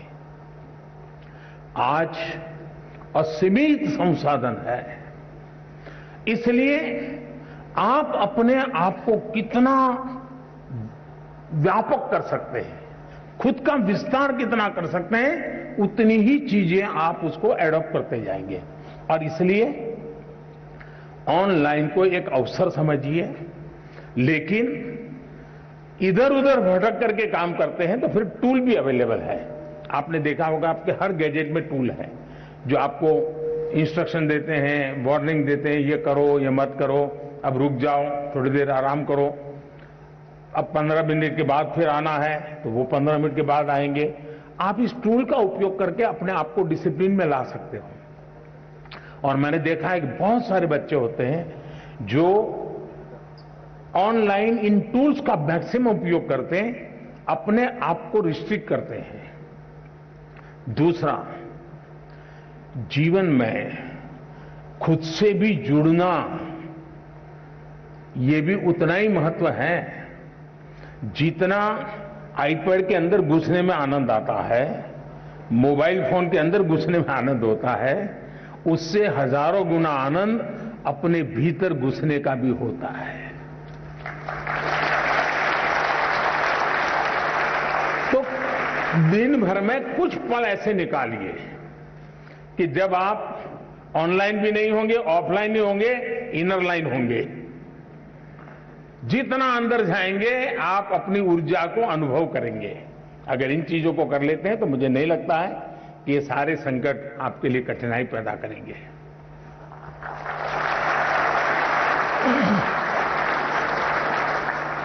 माननीय प्रधानमंत्री जी, आपने हमें मूल मंत्र दिया कि जब हम एकाग्र मन होकर अपनी पढ़ाई करें तो सफलता हमें अवश्य मिलेगी। धन्यवाद महोदय। माननीय प्रधानमंत्री जी, वैदिक सभ्यता और सिंधु घाटी सभ्यता के मुख्य निवास स्थान पानीपत हरियाणा से सुश्री सुमन रानी, जो कि एक शिक्षिका है, आपके समक्ष अपना प्रश्न रखना चाहती है। सुश्री सुमन रानी मैम, कृपया अपना प्रश्न पूछिए। महोदय जी, मैं Suman Rani, TGT social science, DAV police public school Panipat से। सर, मेरा आपसे प्रश्न है कि नई शिक्षा नीति छात्रों को उनके कौशल को विकसित करने में नए अवसर कैसे प्रदान करेगी? धन्यवाद महोदय।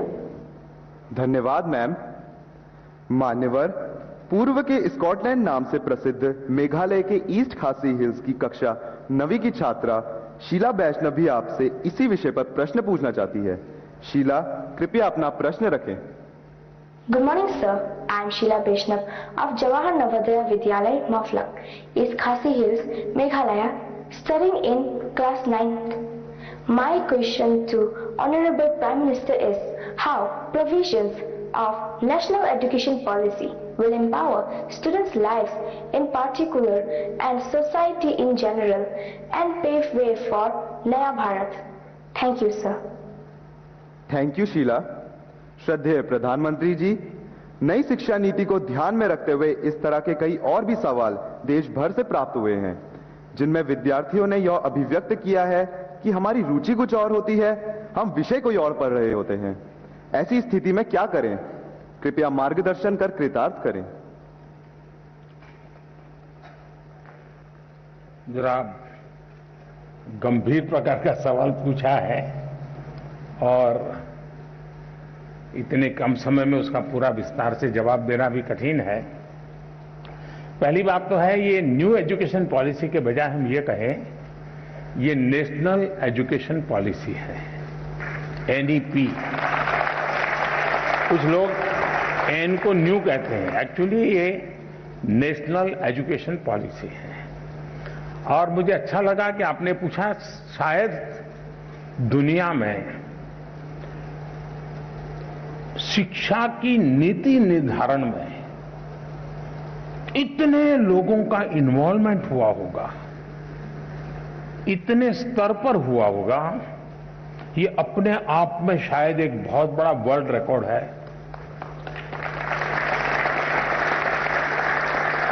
2014 से जब मुझसे इस कार्य के लिए आप सबने पसंद किया, तो शुरुआत से इस काम पर हम लगे थे। करीब 6-7 साल तक बहुत ब्रेनस्टॉर्मिंग हुआ, हर स्तर पर हुआ। गांव के शिक्षकों के बीच हुआ, गांव के स्टूडेंट्स के बीच हुआ, शहर के शिक्षकों के बीच हुआ, शहर के स्टूडेंट्स के बीच हुआ।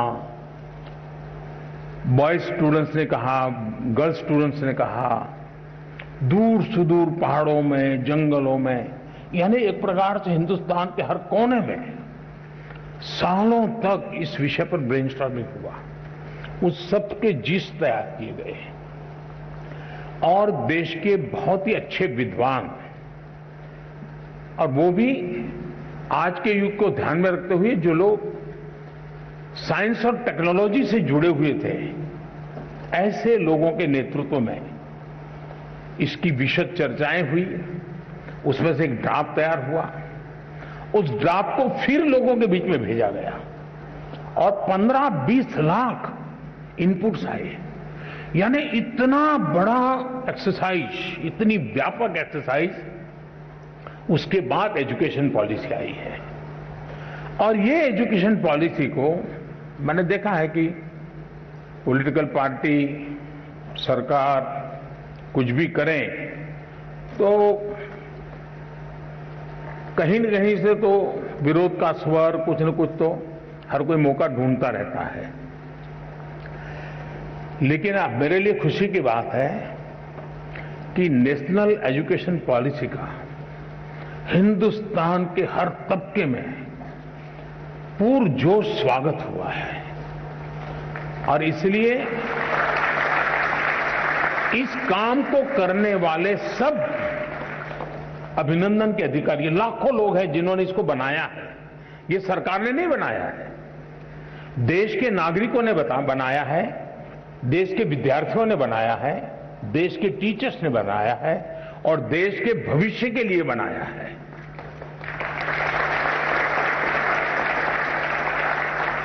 अब एक छोटा सा विषय, पहले हमारे यहां खेलकूद एक एक्स्ट्रा एक्टिविटी माना जाता था।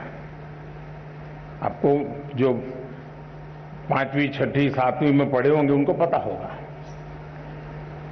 अब इस नेशनल एजुकेशन पॉलिसी में वो शिक्षा का हिस्सा बना दिया गया है।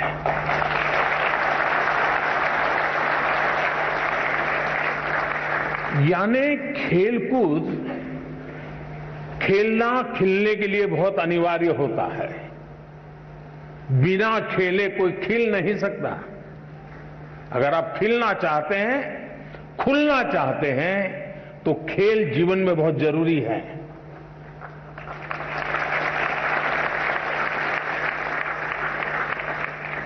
टीम स्पिरिट आता है, साहस आता है, अपने प्रतिस्पर्धी को समझने की ताकत आती है।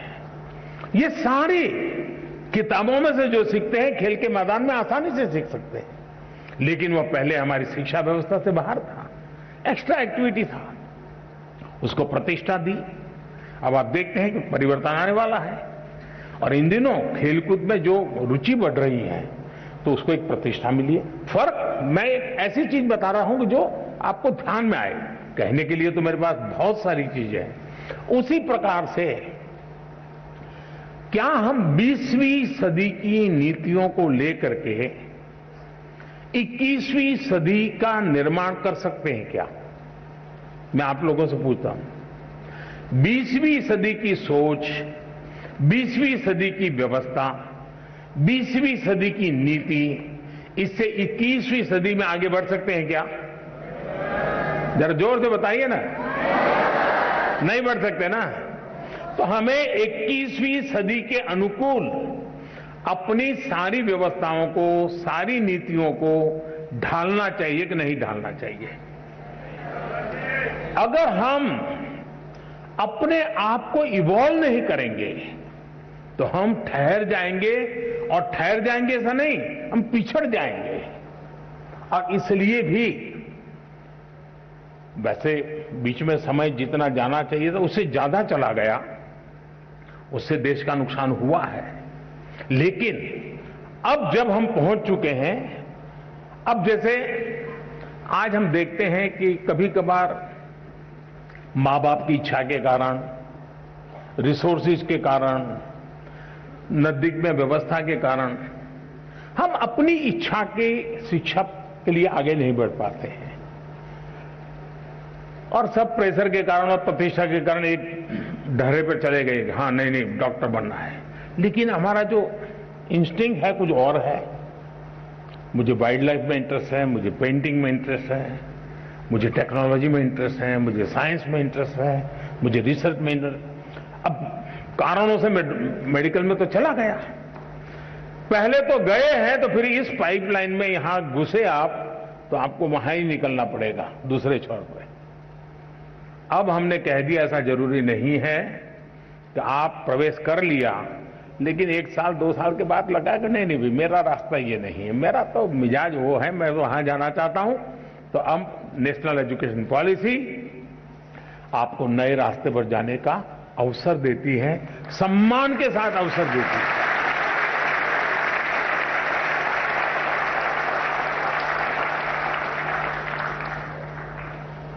आज हम जानते हैं पूरी दुनिया में स्किल का महात्म्य बहुत बढ़ गया है। सिर्फ शिक्षा, सिर्फ ज्ञान का भंडार ये इनफ नहीं है, हुनर भी होना चाहिए, स्किल होनी चाहिए। अब इसको हमने सिलेबस का हिस्सा बनाया है ताकि उसका पूर्ण विकास के लिए उसको खुद को अवसर मिल जाए। आज खुशी हुई, मैं अभी एक प्रदर्शनी देख के आया। नेशनल एजुकेशन पॉलिसी का क्या रिफ्लेक्शन होता है वो छोटे से रूप में आज शिक्षा विभाग के लोगों ने रखा था। मैं शिक्षा विभाग को बधाई देता हूं, यानी बहुत ही प्रभावित था।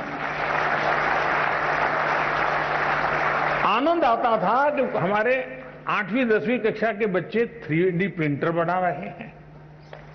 आनंद आ रहा है कि हमारे 8वीं 10वीं कक्षा के बच्चे वैदिक मैथमेटिक्स का ऐप चला रहे हैं और दुनिया भर के स्टूडेंट उनसे सीख रहे हैं। नंदिता और निवेदिता 2 बहनें में जो मिली, मैं बहुत ही सरप्राइज था। हमारे यहां तो इन चीजों को बुरा माना जाने वाला एक वर्ग होता है, लेकिन उन्होंने दुनिया भर में अपने स्टूडेंट खोज लिए हैं। वे खुद स्टूडेंट हैं लेकिन गुरु बन गए हैं। अब देखिए उन्होंने टेक्नोलॉजी का भरपूर उपयोग किया है। टेक्नोलॉजी से वो डरे नहीं है, टेक्नोलॉजी का उपयोग किया है। उसी प्रकार से मैंने देखा कुछ स्कल्पचर्स बनाए हुए हैं, कुछ अच्छे पेंटिंग बनाए, और इतना ही नहीं उसमें विजन था। ऐसे ही करने के लिए नहीं किया गया, मैं उस विजन को अनुभव करता था। इसका मतलब हुआ कि नेशनल एजुकेशन पॉलिसी व्यक्तित्व के विकास के लिए बहुत सारे अवसर दे रही है। और इस अर्थ में मैं कहूंगा कि हम जितनी बारीकी से नेशनल एजुकेशन पॉलिसी को समझेंगे और प्रत्यक्ष में उसको धरती पर उतारेंगे, आप देखिए मल्टीपल बेनिफिट्स आपके सामने होंगे। तो मेरी देश भर के टीचर्स को, देश भर के शिक्षाविदों से, देश भर के स्कूल्स से मेरा आग्रह है कि आप इसकी बारीकियों को जमीन पर उतारने के नए नए तरीके डेवलप कीजिए, और जितने ज्यादा तरीके होंगे उतने ही ज्यादा अवसर प्राप्त होंगे। मेरी शुभकामनाएं हैं।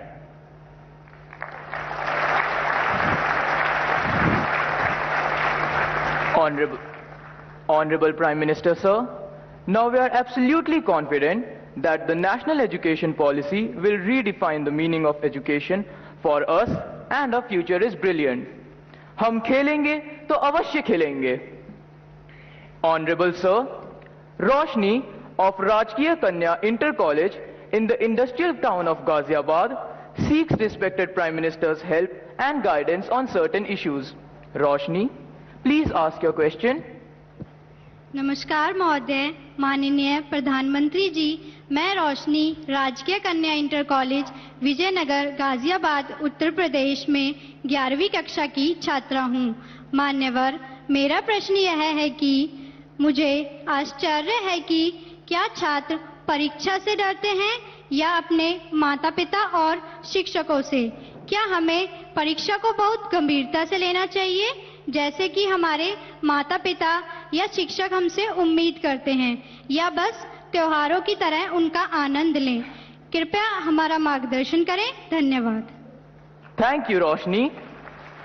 5 नदियों के क्षेत्र, गुरुओं की भूमि स्थित समृद्ध राज्य पंजाब के भटिंडा से 10वीं की छात्रा किरणप्रीत इसी विषय पर अपना प्रश्न पूछना चाहती हैं। किरणप्रीत, कृपया अपना प्रश्न पूछें। Good morning, Honorable Prime Minister Sir. My name is Kiranpreet Kaur of class 10th. I study in Doon Public Senior Secondary School, Kalyan Sukha, District Bathinda, Punjab. Sir, my question to you is, how do I deal with my family's disappointment if my results are not good? I don't have negativity against my parents, because I know they need more reassurance than I do. Thank you, sir. Please guide me. धन्यवाद किरणप्रीत।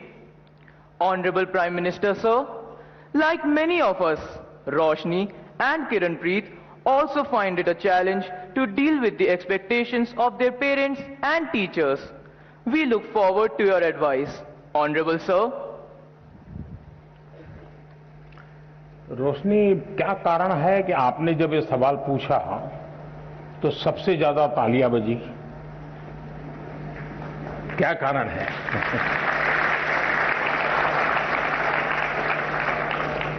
मुझे लगता है कि आपने सवाल student के लिए नहीं पूछा है।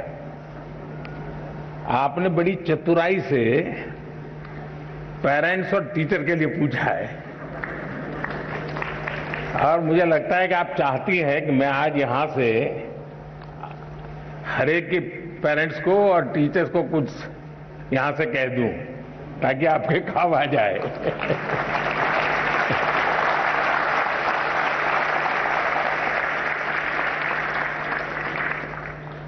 इसका मतलब कि आप पर प्रेशर है टीचर का, आप पर प्रेशर है पेरेंट्स का, और इसलिए आपको उलझन है कि मैं मेरे लिए कुछ करूं कि उनके कहने पर करूं। अब उनको समझा नहीं पा रहे हैं और मैं अपना छोड़ नहीं पा रहा हूं। ये आपकी चिंता मैं महसूस कर रहा हूं। मैं सबसे पहले तो पेरेंट्स को और टीचर्स को ये जरूर कहना चाहूंगा कि कृपा करके आप मन में सपने लेकर के जीते हैं, या तो जो सपने आपके खुद के अधूरे रह गए हैं, आप जो करना चाहते थे अपने विद्यार्थी काल में, आप जो अपने जीवन में करना चाहते थे वो नहीं कर पाए, और इसलिए दिन रात आपको लगता है कि बस इसको तो वो बना के रहूंगा। यानी आप अपने मन की बातों को, अपने सपनों को, अपनी अपेक्षाओं आकांक्षाओं को अपने बच्चे में एक प्रकार से इंजेक्ट करने की कोशिश करते हैं। बच्चा आपको रिस्पेक्ट करता है, मां बाप की बात को बहुत महत्व देता है। दूसरी तरफ टीचर कहते हैं कि देखिए तुम्हें ये करना है, तुम ये करो, हमारे स्कूल में तो ये है रहता है, हमारी तो ये परंपरा है। आपका मन कुछ तीसरा ही करता है। और ज्यादातर हमारे बच्चों के विकास में ये जो कंफ्यूज और कॉन्ट्राडिक्टरी जो प्रभावों के बीच में उसे गुजरना पड़ता है, ये उसके लिए बहुत बड़ी चिंता का विषय होता है। और इसलिए पुराने जमाने में टीचर का परिवार से संपर्क रहता था। परिवार के हर लोग को टीचर जानते थे, और परिवार भी अपने बच्चों के लिए क्या सोचता है उसे टीचर परिचित होते थे। टीचर क्या करते हैं, कैसा करते हैं, वो उससे पेरेंट्स परिचित होते थे। यानी एक प्रकार से शिक्षा एक, चाहे स्कूल में चलती हो, शिक्षा घर में चलती हो, हर कोई एक ही प्लेटफॉर्म पर होता था और उसके कारण अब क्या हुआ है, बच्चा दिन भर क्या करता है माँ बाप को समझ नहीं है, जानते नहीं है। टीचर को सिलेबस से लेना देना है, मेरा सिलेबस पूरा हो गया, मेरा काम हो गया, मैंने अच्छी तरह से पढ़ाया, बहुत मेहनत करके पढ़ाते, ऐसा नहीं कि नहीं पढ़ाते, लेकिन उसको लगता है कि मेरी जिम्मेवारी है सिलेबस पूरा करूं, वो मेरा दायित्व है। लेकिन बच्चे का मन कुछ और करता है और इसलिए जब तक चाहे पेरेंट्स हो या टीचर्स हो या स्कूल का एनवायरनमेंट हो, हम बच्चे के शक्ति और उसकी सीमाएं, उसकी रुचि, उसकी प्रवृत्ति, उसकी अपेक्षा, उसकी आकांक्षा, इन सबको बारीकी से ऑब्जर्व नहीं करते हैं, उसको जानने समझने का प्रयास नहीं करते हैं और हम उसको धक्का मारते जाते हैं तो कहीं न कहीं वो लड़खड़ा जाता है। और इसलिए मैं रोशनी के माध्यम से सभी पेरेंट्स को, सभी टीचर्स को कहना चाहूंगा कि आप अपने मन की आशा अपेक्षा के अनुसार अपने बच्चों पर बोझ बढ़ जाए, इससे बचने का प्रयास करें। उनकी और हर बच्चे के पास एक स्ट्रेंथ होती है, हर माँ बाप को स्वीकारना होगा कि आपके तराजू में वो फिट हो या ना हो, लेकिन परमात्मा ने उसको किसी न किसी विशेष ताकत के साथ भेजा है, उसके अंदर कोई सामर्थ्य है। ये आपकी कमी है, ये आपकी कमी है कि आप उसके सामर्थ्य को पहचान नहीं पाते हो, ये आपकी कमी है कि आप उसके सपनों को समझ नहीं पा रहे हो और इसलिए दूरी वहीं से बन जाती है। और मैं चाहूंगा बच्चों से कि आप प्रेशर के बीच भी, अब ये तो मैं नहीं कहूंगा कि मां बाप का मत सुनो, मैं ये तो नहीं कहूंगा टीचर की बात मत सुनो, ये तो सलाह ठीक नहीं होगी, सुनना तो है ही है, वो जो कहते हैं उसको समझना है, लेकिन हमें उन चीजों को स्वीकार करना है जो हमारे भीतर बहुत सहज रूप से, आपने देखा होगा धरती भी वैसे तो निर्जीव लगती है, एक बीज बोएंगे तो उसमें से कुछ नहीं निकलता है, लेकिन उसी धरती पर दूसरा बीज बोएंगे तो बहुत कुछ निकल के आता है, बहुत बड़ा वटवृक्ष बन जाता है। दोष धरती का नहीं है, कौन सा बीज बोया है उस पर है।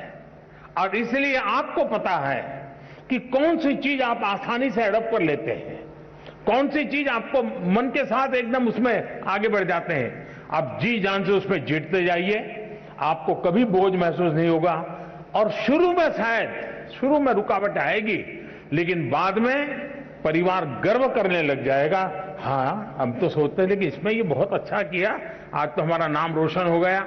4 लोगों के बीच में बैठते हो तो तारीफ होती है। जो कल तक आप कोई ताकत को स्वीकार नहीं करते थे, वो आने वाले समय में आप ही के ताकत का गौरव गान करना शुरू कर देंगे। और इसलिए आप हंसते खेलते उमंग के साथ जो मिनिमम रिक्वायरमेंट है उसको पूरा करते हुए अतिरिक्त जो सामर्थ्य है उससे जोड़ते हुए आगे बढ़ेंगे, आपको बहुत फायदा होगा।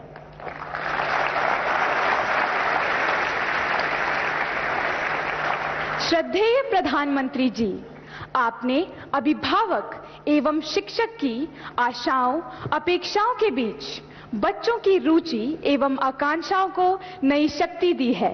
आपका कोटि कोटि धन्यवाद। Honorable Prime Minister Sir, from the culturally rich city of Delhi, Vaibhav, a class 10 student of Kendriya Vidyalaya Janakpuri, earnestly seeks your counsel regarding his problem. Vaibhav, please ask your question. नमस्कार प्रधानमंत्री जी, मेरा नाम वैभव कनौजिया है। मैं कक्षा 10वीं का छात्र हूँ। मैं केंद्रीय विद्यालय जनकपुरी दिल्ली में पढ़ता हूँ। महोदय, मेरा आपसे यह प्रश्न है कि how to stay motivated and succeed when we have so many of backlog. Thank you sir. धन्यवाद वैभव। माननीय प्रधानमंत्री जी, हम बच्चे ही नहीं, हमारे अभिभावक भी आपसे अपनी समस्याओं का निदान चाहते हैं। सुजीत कुमार प्रधान जी, जो झारसुगुड़ा उड़ीसा से एक अभिभावक हैं, आपसे इसी विषय पर मार्गदर्शन की अपेक्षा रखते हैं। श्रीमान सुजीत प्रधान जी, कृपया अपना प्रश्न पूछें। माननीय प्रधानमंत्री जी नमस्कार। मेरा नाम सुजीत कुमार प्रधान। मेरा प्रश्न है, पाठ्येतर गतिविधि के लिए बच्चों को कैसे प्रेरित करें? धन्यवाद। धन्यवाद श्रीमान। माननीय प्रधानमंत्री जी, स्थापत्य और चित्रकला के धनी राजस्थान के जयपुर की कक्षा 12वीं की छात्रा कोमल शर्मा आपसे अपनी परेशानी का हल चाहती हैं। कोमल, कृपया अपना प्रश्न पूछें। नमस्कार माननीय प्रधानमंत्री जी महोदय, मेरा नाम कोमल शर्मा है। मैं राजकीय बालिका उच्च माध्यमिक विद्यालय बगरू जयपुर कक्षा 12वीं की छात्रा हूँ। मेरा प्रश्न आपसे ये था कि मेरे एक सहपाठी का एक पेपर अच्छा नहीं गया है, तो मैं उसे दिलासा कैसे दूं? धन्यवाद। धन्यवाद Komal. Honourable prime minister sir, Aaron Epen, a class 10 student of Qatar, is overwhelmed by a similar problem. Aaron, please go ahead and ask your question. Namaste sir, greetings from MES Indian School, Doha, Qatar. My name is Aaron Epen of class 10. My questions to the Honorable Prime Minister of India are these: how to stop myself from procrastinating and how to keep away my exam fears and the sense of lack of preparation. Thank you, Aaron. Honorable Prime Minister sir, Vaibhav, Mr. Pradhan ji, Komal and Aaron are eager to gain from your wisdom on how to handle the problem of lack of motivation and how to sustain commitment to academics. Also, many other students from all over India want to know how to ensure that they participate equally in extracurricular activities to be well integrated individuals. Kindly guide all of us, sir. कोई ये सोचता हो कि motivation का कोई injection मिलता है, और वो इंजेक्शन हम लगवा दें तो फिर मोटिवेशन का एश्योरेंस मिल जाता है। किसी को लगता है कि ये फॉर्मूला मिल जाए तो फिर मोटिवेशन की कभी समस्या नहीं रहेगी। तो मैं समझता हूं कि बहुत बड़ी गलती होगी। लेकिन पहले तो खुद को आप ऑब्जर्व कीजिए कि आप वो कौन सी बातें होती हैं जिससे पूरी तरह डीमोटिवेटेड हो जाते हैं। आपको पता चलेगा। आप दिन भर देखेंगे, सप्ताह भर देखेंगे, महीने भर देखेंगे तो आप पकड़ पाएंगे कहाँ जब ऐसा होता है तो मुझे लगता है वो मैं कुछ नहीं कर सकता, ये मेरे लिए कठिन है। तो एक खुद को जानना और उसमें भी वो कौन सी बातें हैं जो मुझे हताश कर देती है, निराश कर देती है, एक बार उसको जान लें और उसको एक बार नंबर बॉक्स में डाल दें। ठीक है, फिर आप कोशिश कीजिए कि वो कौन सी चीजें हैं जो सहज रूप से आपको मोटिवेट करती हैं। जो बातें सहज रूप से आपको मोटिवेट करती हैं उसको आप आइडेंटिफाई कीजिए। मान लीजिए आपने कोई बहुत अच्छा गाना सुना, सिर्फ उसका संगीत नहीं, उसके शब्दों में कुछ चीजें ऐसी हैं कि आपको लगता है हाँ यार, सोचने का तरीका ये भी हो सकता है। तो आपने देखा होगा कि आप अचानक नए सिरे से सोचना शुरू कर देते हैं। किसी ने आपको बताया था? नहीं बताया था, लेकिन आपने खुद को तैयार किया था कि वो कौन सी चीजें हैं जो मुझे मोटिवेट करता, आपने पकड़ लिया तो आपको मन करेगा हाँ ये मेरे लिए बहुत काम की चीज है। इसलिए मैं चाहूंगा कि आप स्वयं के विषय में जरूर एनालिसिस करते रहिए, उसमें किसी और की मदद के चक्कर में मत पड़िए। बार बार किसी को एक जाके मत कहो यार मेरा मूड नहीं है, मुझे मजा नहीं आता है। फिर आपके अंदर एक ऐसी वीकनेस पैदा होगी कि हर बार आप सिंपैथी चाहेंगे, फिर आपका मन करेगा मम्मी मेरे पास बैठे हैं, जरा मुझे पुचकारे पुलकारे, समय में जरा उत्साहित करे, मेरा लालन पालन करे। तो एक वीकनेस धीरे धीरे डेवलप हो जाएगी। कुछ पल तो अच्छे चले जाएंगे। और इसलिए कभी भी उन चीजों के विषय में सिंपैथी गेन करने के लिए उपयोग मत कीजिए, कभी मत कीजिए। है जीवन में मुसीबतें आई, निराशा आई, हताशा आई, मैं उसको खुद जीऊंगा, मैं उससे जम करके उससे जंग करूंगा और मेरी ही निराशा, मेरी उदासीनता को मैं ही खत्म कर दूंगा, मैं ही उसको कब्र में गाड़ दूंगा, ये विश्वास पैदा कीजिए।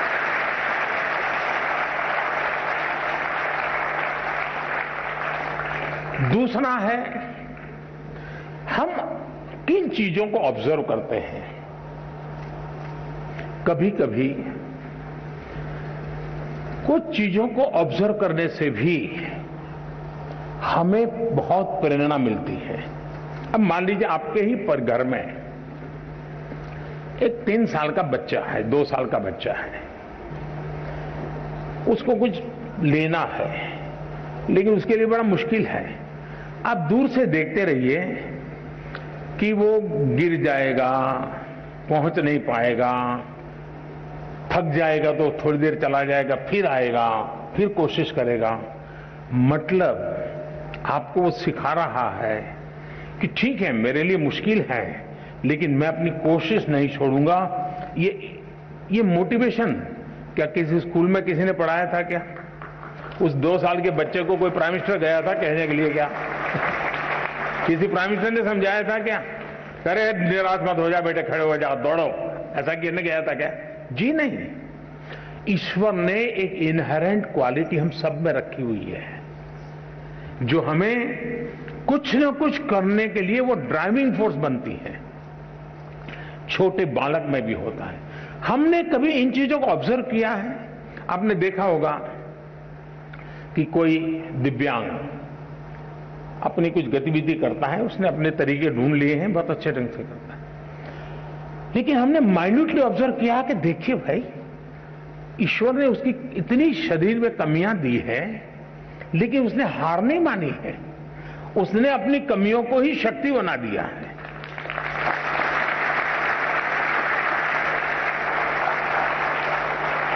और वो शक्ति खुद को तो दौड़ाती है, वो शक्ति अगर देखने वाला नहीं, ऑब्जर्व करने वाला जो निरीक्षण करता है उसको भी प्रेरणा देती है।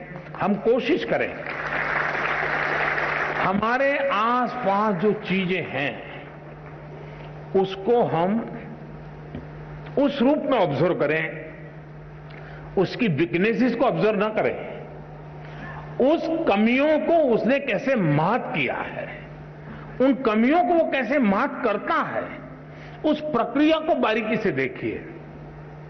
आप फिर अपने आप को उसके साथ कोरिलेट करेंगे कि हाँ, मैं ऐसा होता है तो मैं भी शायद ऐसा कर सकता हूं। ईश्वर ने तो मुझे हाथ पैर सब बहुत बढ़िया दिया है, मुझे तो कोई कमी नहीं है, मैं क्यों चुप बैठा हूं? आप खुद दौड़ने लग जाएंगे। और इसलिए मुझे लगता है कि दूसरा एक विषय है, क्या कभी आप खुद की एग्जाम लेते हैं क्या?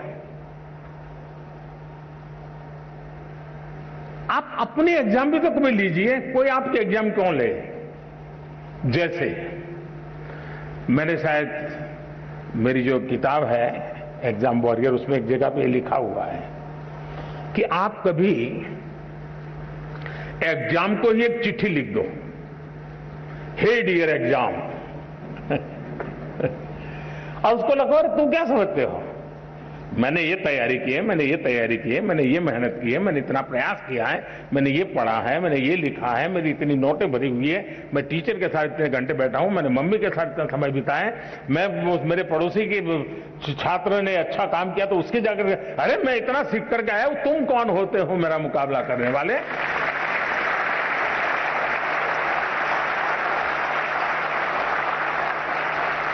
तुम क्या होते हैं मेरी एग्जाम लेने वाले? मैं तुम्हारी एग्जाम ले रहा हूं, मैं देखता हूं तुम मुझे नीचे गिरा करके दिखा दो, मैं तुम्हें नीचे गिरा करके दिखा देता हूं। कभी तो करिए। कभी कभी आपको लगता है कि भाई मैं ये जो सोचता हूं सही है गलत है, आप ऐसा कीजिए, एक बार रिप्ले करने की आदत बनाइए। रिप्ले करने की आदत बनाएंगे तो आपको एक नई दृष्टि मिलेगी। जैसे मानो क्लास के अंदर कुछ सीख करके आए हो, आपके 3-4 दोस्त हैं, बैठिए और आज जो सीखा है आप ही टीचर बन के आपके 3 दोस्तों को सिखाइए, फिर दूसरा दोस्त और 3 को सिखाए, फिर तीसरा दोस्त और 3 को सिखाए, फिर चौथा दोस्त, यानी एक प्रकार से जितने पाया होगा वो परोसेगा और हर एक को ध्यान में आएगा, देखिए यार उसने इस बिंदु को पकड़ा था, मुझसे छूट गया था, उसने इस पॉइंट को पकड़ा था, मुझसे छूट गया था। चारों लोग जब रिप्ले करेंगे उस बात को और खुद आप करेंगे, किताब नहीं है, कुछ नहीं है, सुना है, आप देखिए वो आपका अपना बन जाएगा।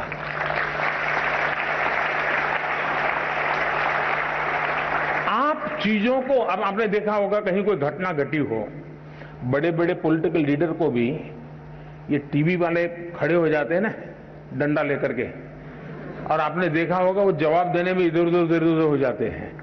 कुछ लोगों को तो पीछे से प्रॉम्प्टिंग करना पड़ता है, आपने देखा होगा। लेकिन एक गांव की महिला है, कहीं एक्सीडेंट हुआ है और कोई टीवी वाला पहुंच गया, उसने बेचारी को टीवी क्या है मालूम भी नहीं है और उसको पूछ लिया। आप देखिए बड़े आत्मविश्वास के साथ वो सारा वर्णन कर देती हैं कि ऐसा हुआ था, फिर ऐसा हुआ था, फलाने आए थे, डिगने आए थे, ऐसा, यानी परफेक्टली चीजों बता। क्यों? क्योंकि उसने जो अनुभव किया उसको वो आत्मसात कर लेते हैं और इसके कारण उसको रिप्ले बड़ी आसानी से कर लेते हैं। और इसलिए मैं मानता हूं कि आप अपने आप को खुले मन से इन चीजों से जोड़ेंगे तो कभी भी निराशा आपके दरवाजे पर दस्तक नहीं दे सकती है।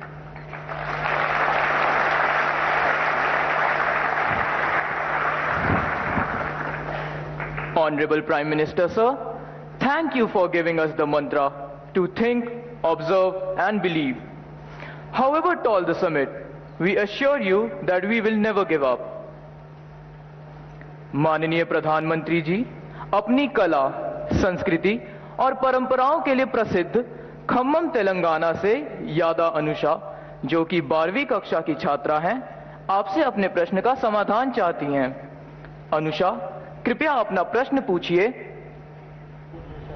माननीय प्रधानमंत्री जी नमस्कार, मेरा नाम यादा अनुषा है। मैं गवर्नमेंट जूनियर कॉलेज नागुलंजा में 12 कक्षा पढ़ रही हूँ। मैं खम्मम जिले तेलंगाना से हूँ।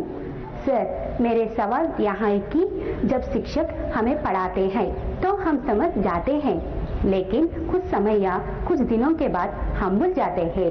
कृपया इसके बारे में मेरी मदद करें। धन्यवाद सर। धन्यवाद अनुषा। मान्यवर, हमें एक अन्य प्रश्न नमो ऐप के माध्यम से प्राप्त हुआ है, जिसमें प्रश्नकर्ता गायत्री सक्सेना जानना चाहती है, परीक्षा देते समय उनके साथ अक्सर ऐसा होता है, जो पढ़े और याद किए हुए विषय हैं वो भी परीक्षा हॉल में भूल जाते हैं, जबकि परीक्षा से पहले या परीक्षा के बाद साथियों से बात करते समय उन्हें वही जवाब ध्यान में रहता है। ऐसी स्थिति को बदलने के लिए क्या करना चाहिए?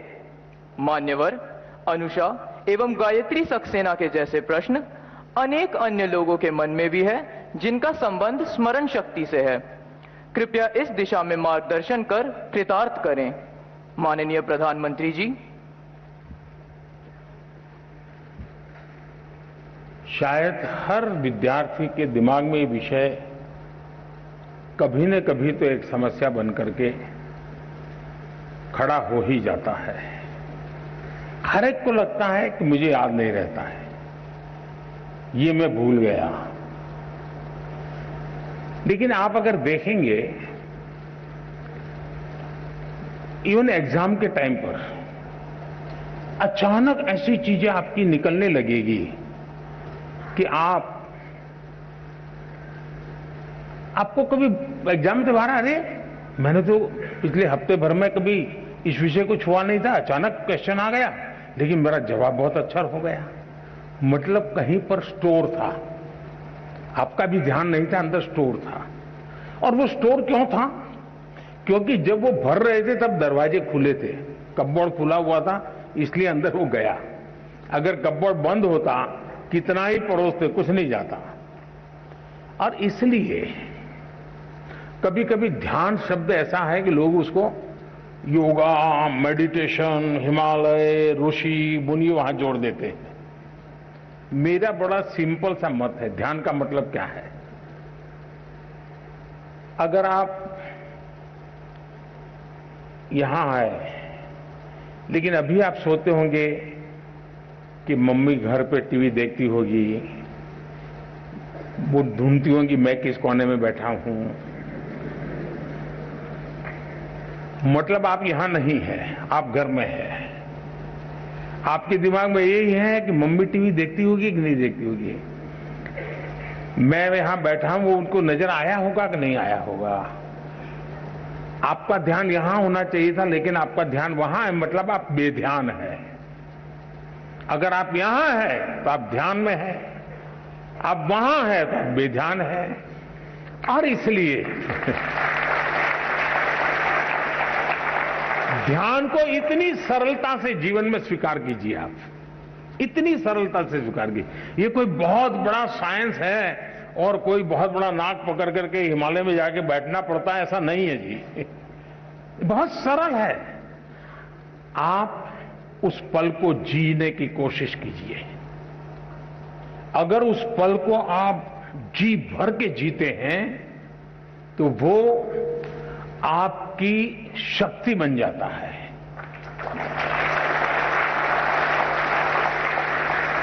बहुत से लोग आपने देखे होंगे, सुबह चाय पीते रहते होंगे, अखबार पढ़ते होंगे, परिवार के लोग कहते हैं अरे पानी गर्म हो गया, चलो जल्दी नहाने के लिए चलो।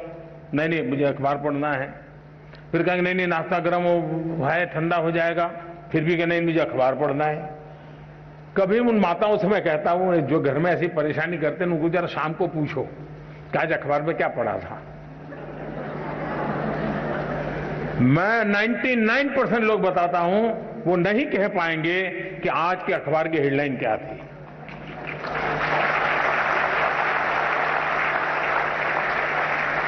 क्यों? वो न जागरूक है, न वो उस पल को जी रहा है।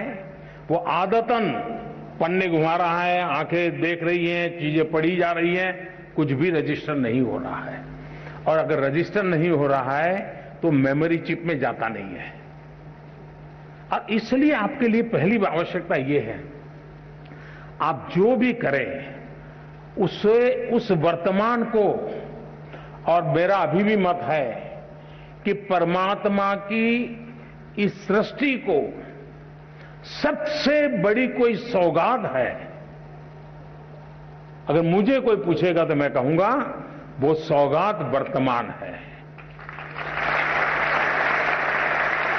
जो इस वर्तमान को जान पाता है, जो इस वर्तमान को जी पाता है, जो इस वर्तमान को आत्मसात कर पाता है, उसके लिए भविष्य के लिए कभी भी क्वेश्चन मार्क नहीं होता है।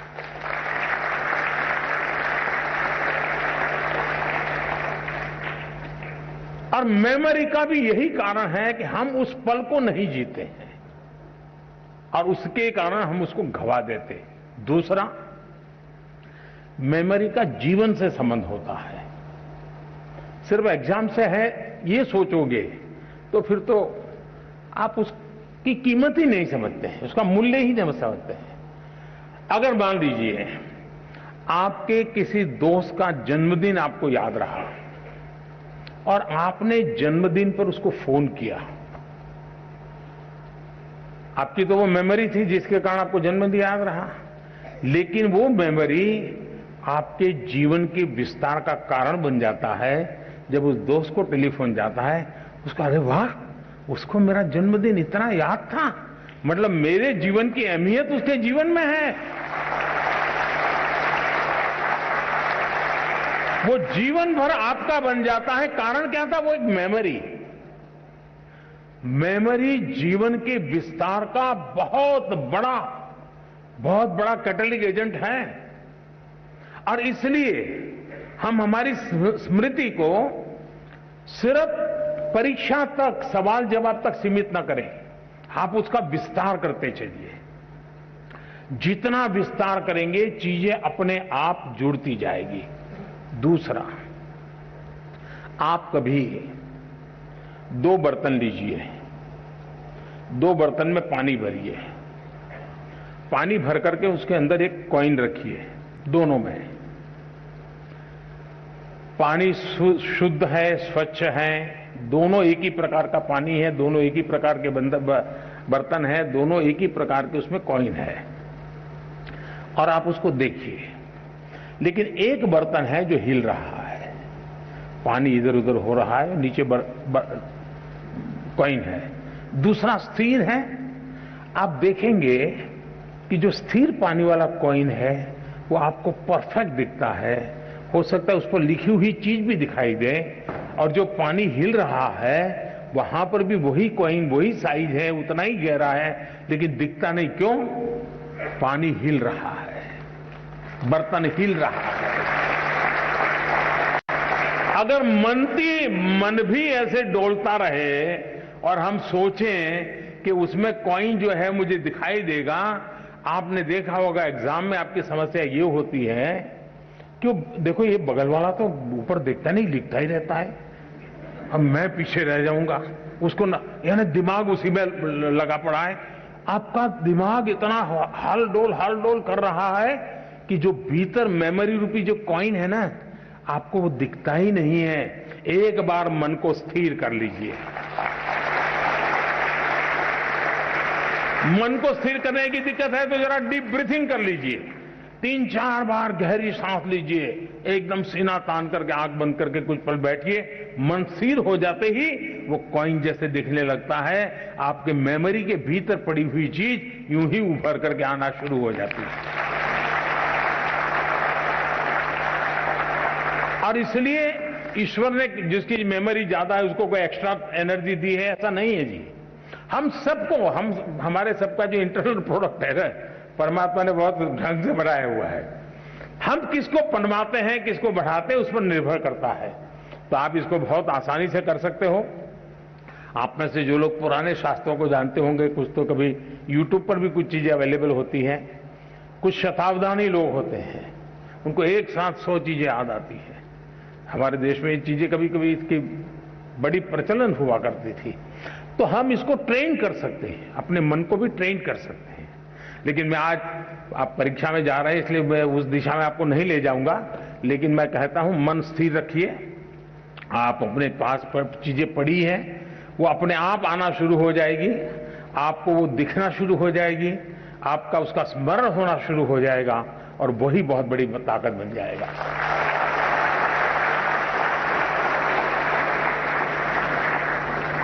माननीय प्रधानमंत्री जी, आपने जिस स्नेहपूर्ण सरलता से हमें ध्यान की विधि सिखाई, निश्चय ही मेरी तरह सबका मन खिल उठा है।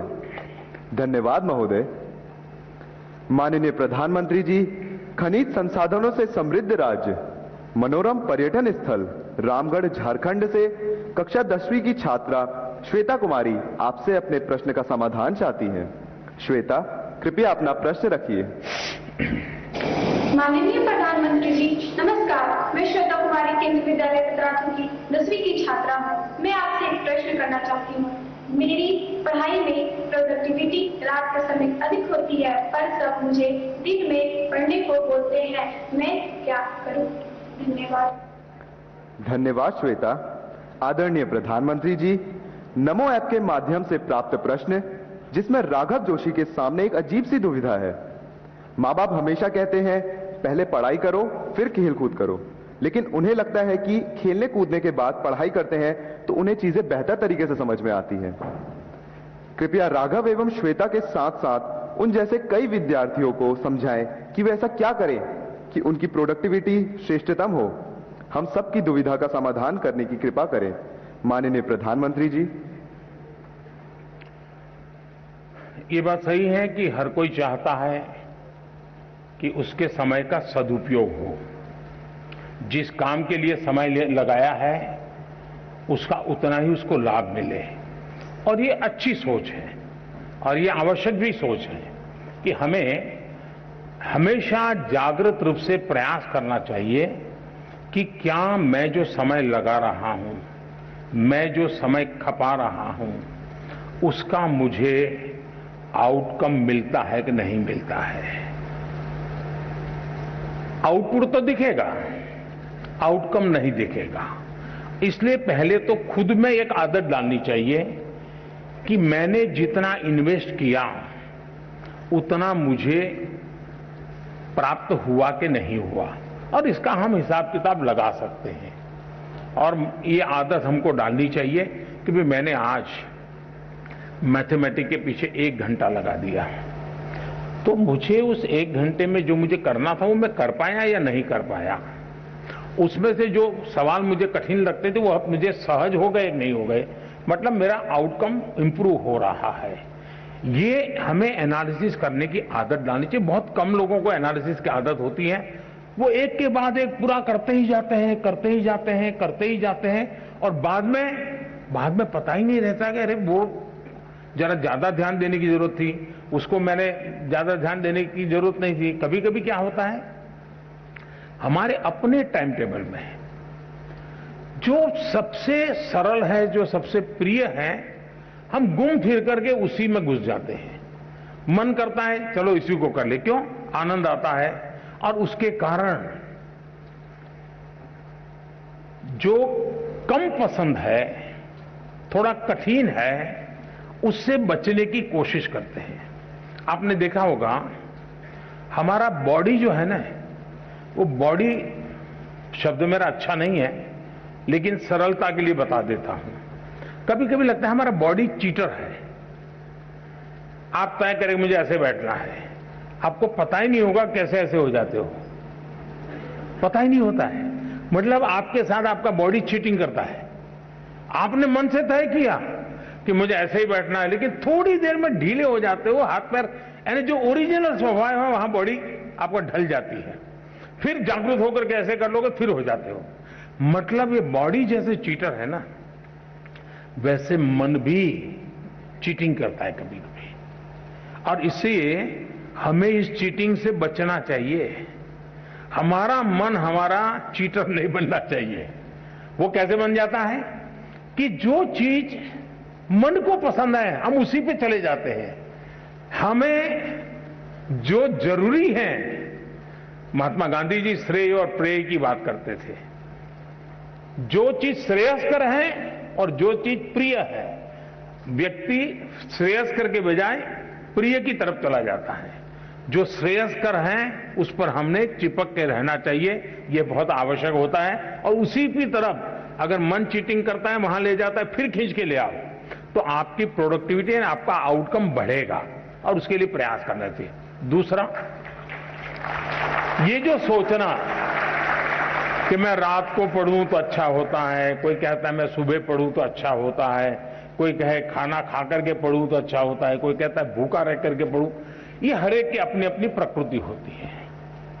आप ऑब्जर्व कीजिए अपने आप को, किस चीज में आप कंफर्टेबल हैं। एक्चुअली है आप कंफर्ट होने चाहिए। अगर आप कंफर्ट नहीं है उस परिषद से, बैठने से, उठने से, तो आप शायद उसको नहीं कर। और कुछ लोग ऐसे होते हैं कि एक ही प्रकार की जगह होगी तब नींद आएगी उसको। मुझे याद है, मैं बहुत साल पहले एक मूवी देखी थी। उस मूवी में एक दृश्य आता है, कोई एक व्यक्ति झुग्गी झोपड़ी के पास अपनी जिंदगी गुजारता है और फिर अचानक कोई अच्छी जगह पे रहने जाता है।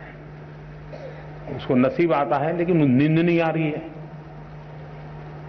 और नींद क्यों नहीं आती, तो फिर अपना दिमाग खपाता है, तो वो जाता है रेलवे स्टेशन पे और रेल की पटरी की जो आवाज, खटापटी आवाज, उसको टैप करता है और घर में ला करके वो टैप रिकॉर्ड शुरू करता है और फिर सो जाता है, नींद आ जाती है।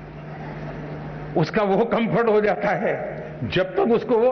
अब हर एक के लिए कोई कहे कि भाई ट्रेन की आवाज आएगी तो तुम्हें नींद आएगी, हर एक के लिए जरूर नहीं होता, लेकिन उसको वो कंफर्ट लगा। मैं समझता हूं कि हमें भी पता होना चाहिए, इसका प्रेशर बिल्कुल मत रखिए। जिस चीज में आपको आनंद आता है, आपको कम से कम उसके लिए अपने आप को एडजस्ट करना पड़ता है, वो रास्ता छोड़ने की जरूरत नहीं है। लेकिन उस कंफर्ट अवस्था में भी आपका काम है आपकी पढ़ाई, आपका काम है मैक्सिमम आउटकम, उसमें से जरा भी हटना नहीं है। और मैंने देखा है लोग कैसे काम करते हैं। कभी कभी हम सुनने को तो अच्छा लगता है कि फलाना व्यक्ति 12 घंटे काम करता है, 14 घंटे काम करता है, 18 घंटे काम करता है, सुनना अच्छा लगता है। लेकिन एक्चुअली 18 घंटे काम करना क्या होता है, मेरे जीवन में एक बहुत बड़ा लेसन है। मैं जब गुजरात में था तो केका शास्त्री जी करके एक बहुत बड़े विद्वान थे। स्वयं तो 5वीं 7वीं कक्षा तक ही पढ़े थे, लेकिन अनेक ग्रंथ लिखे थे उन्होंने, डजनों ग्रंथ लिखे थे, और वो पद्म सम्मान से भी सम्मानित थे। वो जीवित रहे थे 103 साल, और जब मैं वहां था तो मैंने उनकी शताब्दी का ऑफिशियल कार्यक्रम सरकार का किया था। मेरा उनके साथ बड़ा निकट रिश्ता जैसा था, बड़ा प्यार रहता था मुझ पर उनका। तो मैं बहुत साल पहले, तब तो मैं मुख्यमंत्री भी नहीं था, तो हमने एक बार कार्यक्रम बनाया कि उनको लेकर के राजस्थान के तीर्थ क्षेत्रों पर मैं उनको दर्शन करने के लिए ले जाऊंगा। तो मैं उनको लेकर के चला, तो हम एक व्हीकल में थे सब लोग। मैं देखता था कि उनके पास बहुत कम लगेज था, लेकिन उसमें भी ज्यादा लगेज उनकी लिखने पढ़ने की चीजें थी। कहीं रेलवे का क्रॉसिंग आता था तो बंद हो जाता था, रुक जाना पड़ता था जब तक ट्रेन पारित नहीं होती, वो दरवाजा खुलता नहीं था, आगे बढ़ते नहीं थे। अब उस समय हम क्या करते हैं, हम या तो नीचे उतर के थोड़े टहलेंगे, या कोई सिंह चना बेचता होगा तो लेकर के खाएंगे। हम अपना समय, मैं देखता था कि जैसे ही खड़ी हुई गई गाड़ी, वो अपने थैले में से कागज निकालते थे और एकदम से लिखना शुरू कर। तब उनकी उम्र मैं समझता हूं 80 तो करीब पहुंच गई होगी। यानी समय का कैसे उपयोग करना, आउटकम किसको कहते हैं, मैं इतनी बारीकी से उनको देख रहा था। और शायद तीर्थ यात्रा के समय में रिलैक्स रहना, घूमना फिरना, देखना, बातें को सारा बाजू में अपना काम करते ही रहना, किसी भी परिस्थिति में करते रहना, मैं समझता हूं ये बहुत आवश्यक होता है। जीवन में इसे बहुत कुछ मिलता है।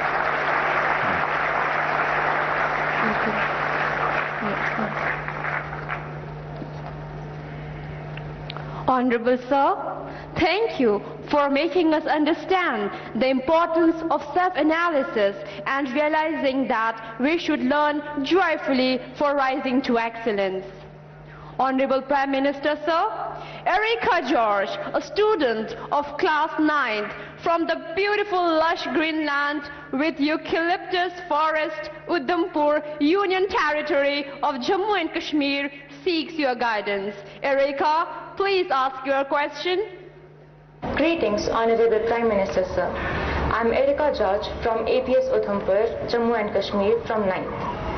Sir, the question that I wanted to ask was, nowadays there's a lot of competition, especially in the academic fields and in a country like India. In this case, there are a lot of people who are really very talented and knowledgeable, but due to some reason they could not appear for the exams. Maybe they could not choose the right path, or maybe they do not have the proper counseling. So sir, in this case, what can we do for these people so that the talent of these people does not go to a waste and instead can be utilized in a better and efficient way? Thank you, sir. Thank you, Erika.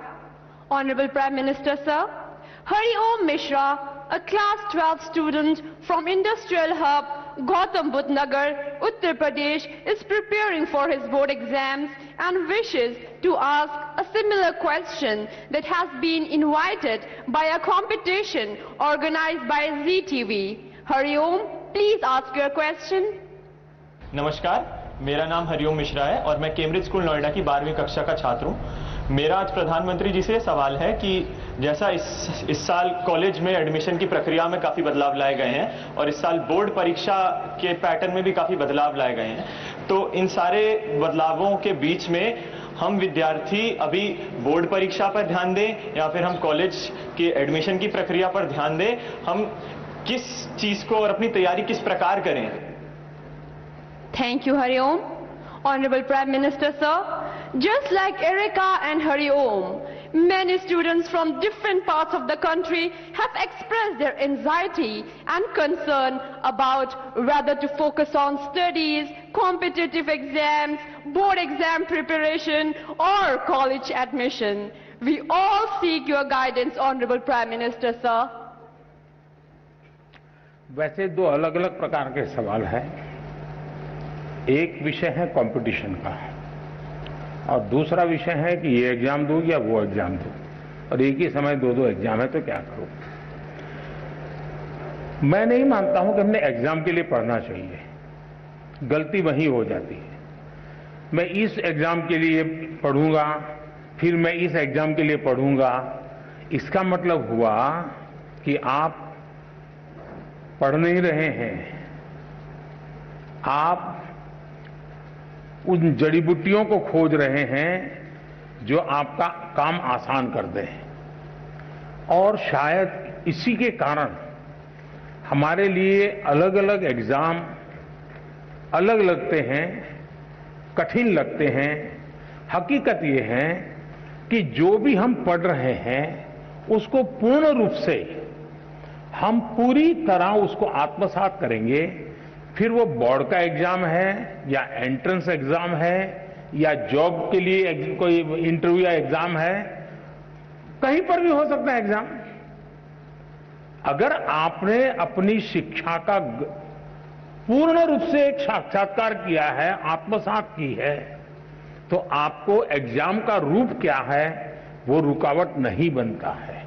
और इसलिए अपने आप को exam के लिए तैयार करने के दिमाग खपाने के बजाय अपने आप को योग्य शिक्षित व्यक्ति बनाने के लिए, विषय को मास्टर बनने के लिए हम मेहनत करें। फिर परिणाम जो मिलेगा सो मिलेगा। जहां पहली आएगी वो उसको पहले मुकाबला करेंगे, जब दूसरा आएगा दूसरे से मुकाबला करेंगे। लेकिन मुकाबला इसलिए करते हैं कि अब जो मैंने खिलाड़ी आपने देखा होगा, वो खिलाड़ी खेल के अंदर पारंगत होता है, किस लेवल की गेम के लिए खेलना है उसके लिए नहीं करता मेहनत। फिर वो तहसील में खेलेगा तो वहां अपना कर्तव्य दिखाएगा, डिस्ट्रिक्ट में खेलेगा वहां कर्तव्य दिखाएगा, नेशनल खेलेगा वहां कर्तव्य दिखाएगा, इंटरनेशनल खेलेगा वहां कर्तव्य दिखाएगा, और खुद भी इवॉल्व होता जाएगा। और इसलिए मैं मानता हूं कि हम फलानी एग्जाम के लिए ये जड़ी बूटी, उस एग्जाम के लिए ये जड़ी बूटी, उस चक्कर से निकल करके मेरे पास ये संपुट है, मैं लेकर के जा रहा हूं। अगर मैं वहां से निकला तो ठीक है, नहीं निकला तो मैं कोई और रास्ता ढूंढ लूंगा। तो मुझे लगता है कि एक तो इसमें ये सोचना चाहिए। दूसरा, कंपटीशन। देखिए दोस्तों, कंपटीशन को हम जीवन की सबसे बड़ी सौगात मानना चाहिए। अगर कंपटीशन नहीं है तो जिंदगी किस चीज की जी? फिर तो हम ऐसे ही खुश रहेंगे, वाह कोई कुछ नहीं है, हम है बस। ऐसा नहीं होना चाहिए। सचमुच में तो हमने कंपटीशन को इनवाइट करना चाहिए, तभी तो हमारी कसौटी होती है। मैं तो कहूंगा घर में भी कभी छुट्टी का दिन है, पढ़ना नहीं है, एग्जाम नहीं है, कुछ नहीं है, तो भाई बहन बैठ करके कंपटीशन लगाओ। तुम 4 रोटी खाते हो, मैं 5 खाता हूं, तुम 5 खाते हो, मैं 6 खाता हूं। अरे करो तो कंपटीशन। जिंदगी को कंपटीशन हमने निमंत्रण देना चाहिए। कंपटीशन जिंदगी को आगे बढ़ाने का एक अच्छा माध्यम होता है, जो हमें अपना भी इवैल्यूएशन करने लगता है। दूसरा, मैं जिस पीढ़ी का हूं या आपके माता पिता जिस पीढ़ी के हैं, उनको वो चीजें नसीब नहीं थी जो आपको नसीब हो रही है। आप उस भाग्यवान जनरेशन में हैं जो भाग्य आपके पहले की किसी भी जनरेशन को इतनी बड़ी मात्रा में कभी नहीं मिला है। और वो है, जैसे कंपटीशन ज्यादा है तो चॉइस भी ज्यादा है, अवसर भी अनेक हैं।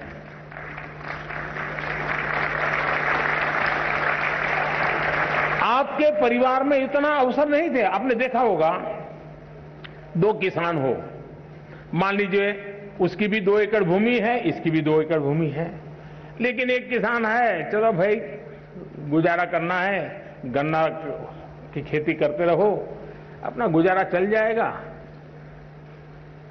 दूसरा किसान है, वो सोचता है नहीं नहीं, 2 एकड़ भूमि है, ऐसा करूंगा, 1/3 ये करूंगा, 1/3 ये करूंगा, 1/3 ये करूंगा, पिछली साल ये किया था तो इस बार ये करूंगा, ये 2 चीजें नहीं करूंगा। आप देखेंगे कि वो जो 2 एकड़ भूमि में ही ऐसे ही आराम से बैठा हुआ गुजारा कर लेता है। जिंदगी ठहर जाती है।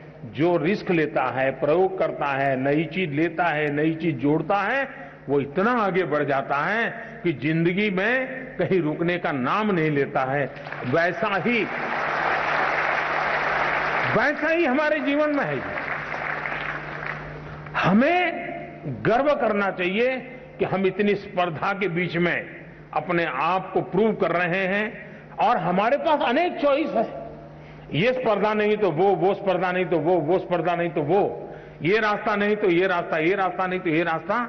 मैं समझता हूं कि हम इसको अपॉर्चुनिटी माने, एक अवसर माने, और मैं इन अवसर को छोड़ूंगा नहीं, मैं इस अवसर को कभी न कभी जाने नहीं दूंगा। ये भाव अगर पैदा करेंगे तो मुझे पक्का विश्वास है कि कंपटीशन आपके लिए इस युग के सबसे बड़ी सौगात के रूप में आप अनुभव करेंगे।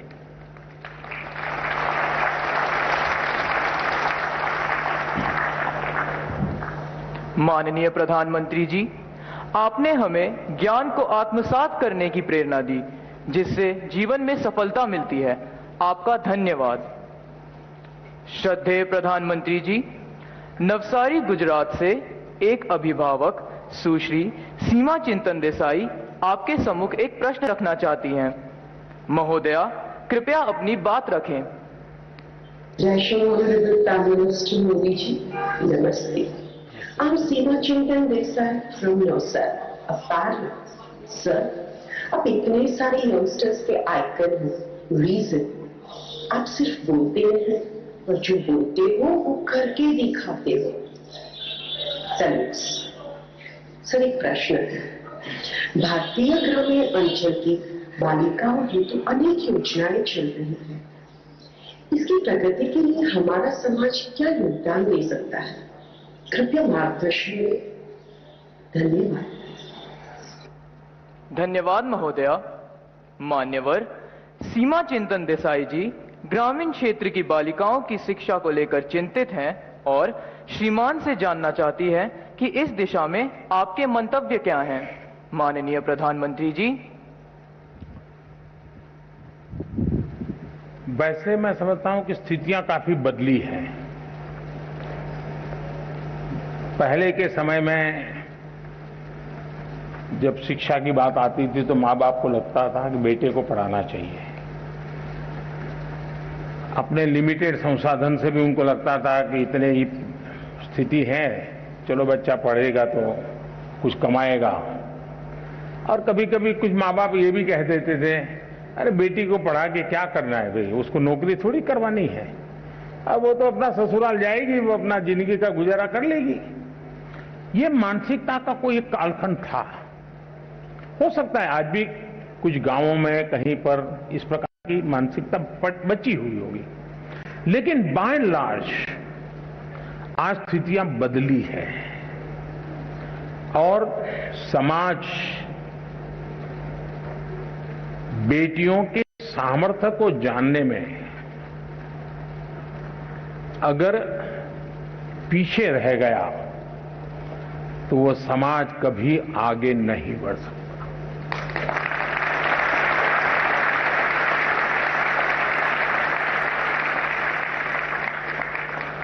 कभी कभी तो आपने ऐसे परिवार देखे होंगे जहां पर ये कहते होंगे भाई बेटा तो होना ही चाहिए ताकि बुढ़ापे में काम आएगा, बेटी तो क्या है वो तो ससुराल चली जाएगी, वो क्या काम की।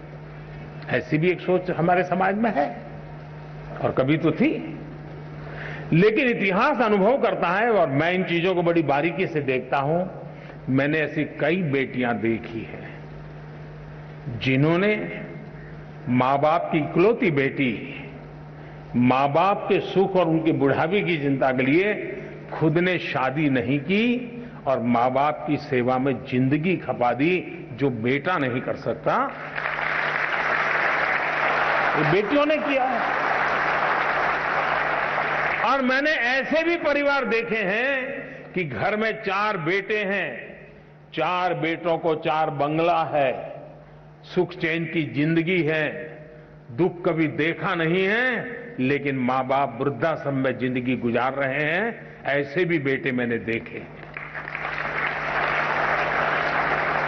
इसलिए पहली बात है, समाज के अंदर बेटे बेटी एक समान, कोई भेदभाव नहीं, ये आज के युग की अनिवार्यता है और हर युग की अनिवार्यता है। और भारत में कुछ विकृतियां आई हैं, आने के कुछ कारण रहे होंगे, लेकिन ये देश गर्व कर सकता है। अगर गवर्नेंस की बात याद करें तो किसी जमाने में अहल्या देवी का नाम आता था बेस्ट गवर्नेंस के रूप में। कभी वीरता की बात आए तो रानी की झांसी लक्ष्मीबाई का नाम आता था वीरता के लिए। बेटियां ही तो थी। यानी कोई युग ऐसा नहीं होगा। और हमारे यहां तो विदुषी, ज्ञान का भंडार बेटियों ने करके दिखाया है। तो पहले तो हमारी अपनी मानसिकता। दूसरा, आज स्थिति बदली हुई है। आज तो आप देखेंगे नए जो बच्चे स्कूल आते हैं ना, तो बेटों से ज्यादा बेटियों की संख्या होती है। ये हिसाब आ रहा है। आज जो बेटियों के एस्पिरेशंस हैं, आकांक्षाएं हैं, वो कुछ कर गुजरने का जो जज्बा है, शायद कोई भी हिंदुस्तानी गर्व करे ऐसा है। और उसको हमने अवसर देना चाहिए और वो अवसर हमने इंस्टीट्यूशनलाइज करना चाहिए। कोई एक परिवार अपने तरीके से कर ले ऐसा नहीं। जैसे आपने देखा होगा खेलकूद में, आज खेलकूद में किसी भी स्तर का खेल चलता होगा, भारत की बेटियां हर जगह पे कहीं न कहीं अपना नाम रोशन कर रही है। विज्ञान का क्षेत्र देखिए, इतने बड़े बड़े अचीवमेंट विज्ञान के आते हैं, तो देखोगे तो उसमें आधे से अधिक तो हमारी बेटियों ने कुछ न कुछ पराक्रम होता है विज्ञान के क्षेत्र में। आप 10वीं 12वीं के रिजल्ट देख लीजिए, बेटों से ज्यादा बेटियां ज्यादा लाती है। पढ़ने की पास होने वाली की संख्या बेटियों की ज्यादा होती है।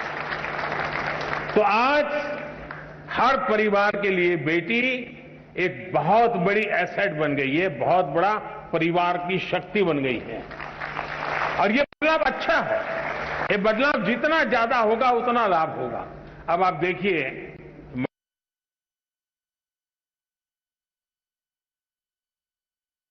पंचायती राज व्यवस्था है, 50% इलेक्टेड बहनें हैं। कानूनन व्यवस्था है कि 50%, लेकिन एक्चुअली चुनाव के बाद स्थिति ये बनती है कि चुनी हुई महिलाओं की संख्या 53%, 54%, 55% है। यानी वो अपने रिजर्व सीट से तो जीती है, लेकिन वो सामान्य सीट से भी जीत करके 55% तक कभी कभी जाता है और पुरुष 45% पे आ जाते हैं। इसका मतलब समाज का भी माताओं बहनों पर विश्वास बढ़ा है, तभी तो जाकर के वो जनप्रतिनिधि बनकर के आते हैं। जब आज हम आजादी का अमृत महोत्सव मना रहे हैं, आज हिंदुस्तान की पार्लियामेंट में सबसे ज्यादा, आज तक के कालखंड की सबसे ज्यादा विमेन एमपी है।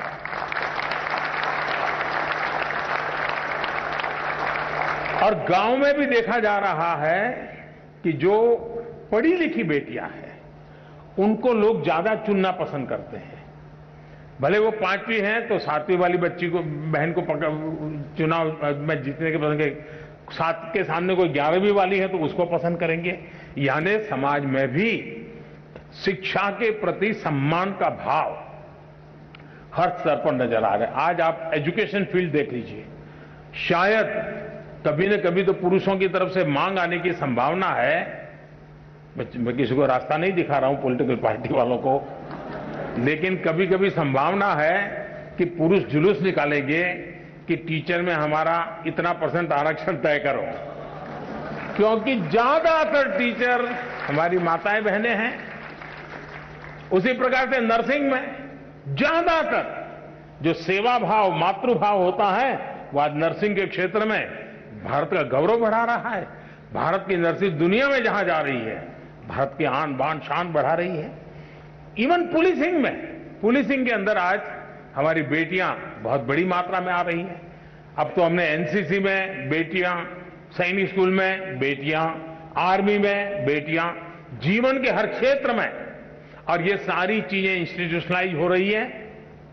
और मुझे समाज से भी यही आग्रह है कि आप बेटे बेटी में कोई अंतर मत कीजिए, दोनों को समान अवसर दीजिए। और मैं कहता हूं, शायद समान इन्वेस्टमेंट से ही, समान अवसर से ही अगर बेटा 19 करेगा तो बेटी 20 करेगी। धन्यवाद।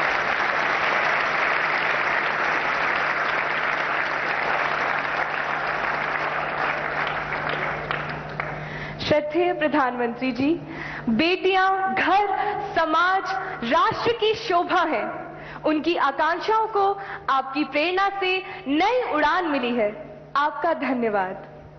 Honorable Prime Minister Sir, we are privileged and blessed to have received first-hand insights and inspiration from you today. Keeping in mind your valuable time, I now invite the two final questions. Dumpala Pavitra Rao, a class 12 student from Kendriya Vidyalaya Sector 8, R.K. Puram, New Delhi, is curious to know the answer to her question. Pavitra Rao, kindly ask your question.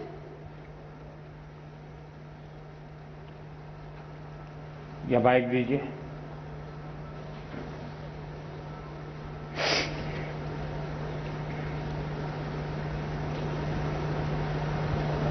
नमस्कार प्रधानमंत्री जी, मैं पवित्रा राव केंद्रीय विद्यालय sector 8 Ramakrishnapuram नई दिल्ली में 12वीं कक्षा की हूँ। माननीय प्रधानमंत्री जी, जैसा कि हमारा भारत और तरक्की करने के लिए अग्रसर है, इसको कायम रखने के लिए हमारी नई पीढ़ी को और क्या कदम उठाने होंगे? आपके मार्गदर्शन से भारत स्वच्छ तो हुआ ही है, और आने वाली पीढ़ी इसके पर्यावरण संरक्षण में और क्या योगदान दे? कृपया मार्गदर्शन करें। धन्यवाद सर। थैंक यू पवित्रा। मान्यवर, नई दिल्ली से 11वीं कक्षा के छात्र चैतन्य लेले अपने मन में उठने वाले इसी प्रकार के एक अन्य प्रश्न का समाधान चाहते हैं। चैतन्य, कृपया अपना प्रश्न पूछिए। प्रणाम माननीय प्रधानमंत्री जी, मेरा नाम चैतन्य है। मैं कक्षा 11वीं का डीएवी विद्यालय का छात्र हूँ। मेरा आपसे प्रश्न यह है कि हम अपने पर्यावरण को स्वच्छ और बेहतर कैसे बना सकते हैं? धन्यवाद। धन्यवाद चैतन्य। Honorable Prime Minister Sir, the youth of India, just like Pavitra and Chaitanya, want to breathe in a clean and green India, a dream close to your heart. We all wish to know how to keep India and our environment pristine and perfect in every sense of the word. We all look forward to your guidance, sir. वैसे ये परीक्षा पे चर्चा से जुड़ा विषय तो नहीं है, लेकिन जैसे परीक्षा के लिए अच्छा एनवायरनमेंट चाहिए, वैसे पृथ्वी को भी एक अच्छे एनवायरनमेंट की जरूरत होती है। और हम लोग तो पृथ्वी को मां मानने वाले लोग हैं। मैं सबसे पहले तो आज मुझे अवसर दिया है तो मैं सार्वजनिक रूप से हमारे देश के बच्चों को, बालक बालिकाओं का हृदय से धन्यवाद करना चाहता हूं।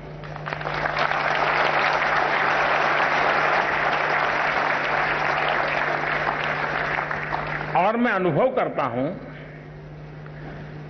कि मैं प्रधानमंत्री बनने के बाद पहली बार जब 15 अगस्त को लाल किले से भाषण कर रहा था, तो मेरे भाषण के बाद ज्यादातर लोगों ने सवालिया निशान लगा डाले थे कि ठीक है, मोदी जी ने कह तो दिया, लेकिन हो सकता है क्या? और उस समय मैंने स्वच्छता की बात कही थी। थोड़ा ये भी अचरज था कि देश का प्रधानमंत्री, ये तो जगह ऐसी है कि वहां स्पेस की बात करनी चाहिए, विदेश नीति की बात करनी चाहिए, सैन्य शक्ति की बात करनी चाहिए। ये आदमी कैसा है, स्वच्छता की बात कर रहा है। कईयों को आश्चर्य हुआ था। लेकिन जो भी आशंकाएं व्यक्त की गई थी, उन सबको गलत सिद्ध करने का काम अगर किसी ने किया हो, या स्वच्छता के मेरे भावना को चार चांद लगाने का अगर किसी ने काम किया हो, तो वो मेरे देश के बालक बालिकाओं ने किया है।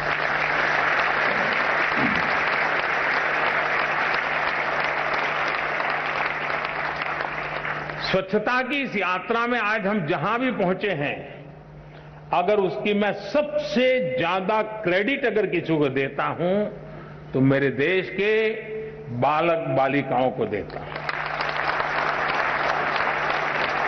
मैंने ऐसे सैकड़ों प्रसंग सुने हैं जहां 5-5, 6-6 साल के बच्चों ने अपने दादा दादी नाना नानी को टोका है दिन में 10 बार कि इधर मत डालो, मोदी जी ने मना किया है, इधर मत फेंको, मोदी जी को अच्छा नहीं लगेगा।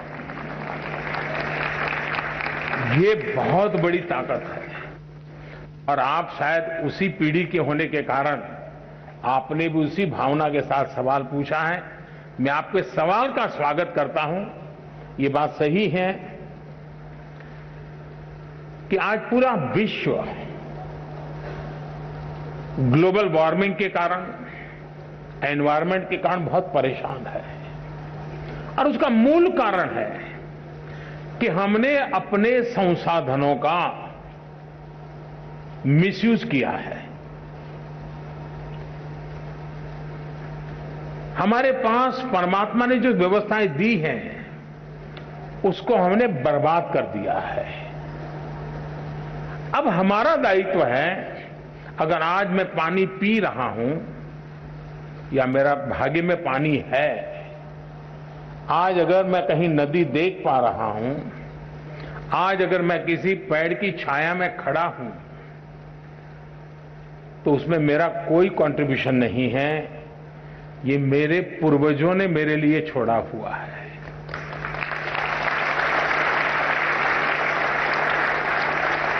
जिस चीज को आज मैं उपभोग कर रहा हूं, वो मेरे पूर्वजों ने मेरे लिए दिया है।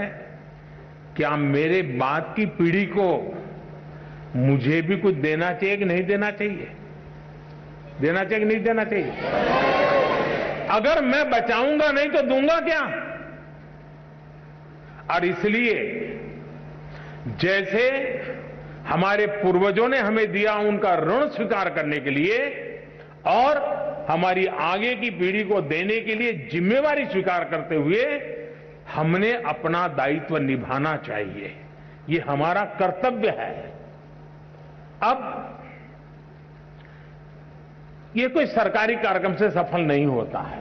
जैसे मान लीजिए मैं कहता हूं कि भाई सिंगल यूज प्लास्टिक, इससे बचना चाहिए, लेकिन हमारे ही परिवार में भाषण भी हम करते हो सिंगल यूज प्लास्टिक से बचना चाहिए, लेकिन शादी का कार्ड अगर हम किसी का आता है, घर में देखते हैं तो उस पर एक प्लास्टिक का बहुत सुंदर रैपर करके आता है, हम निकाल करके फेंक देते हैं।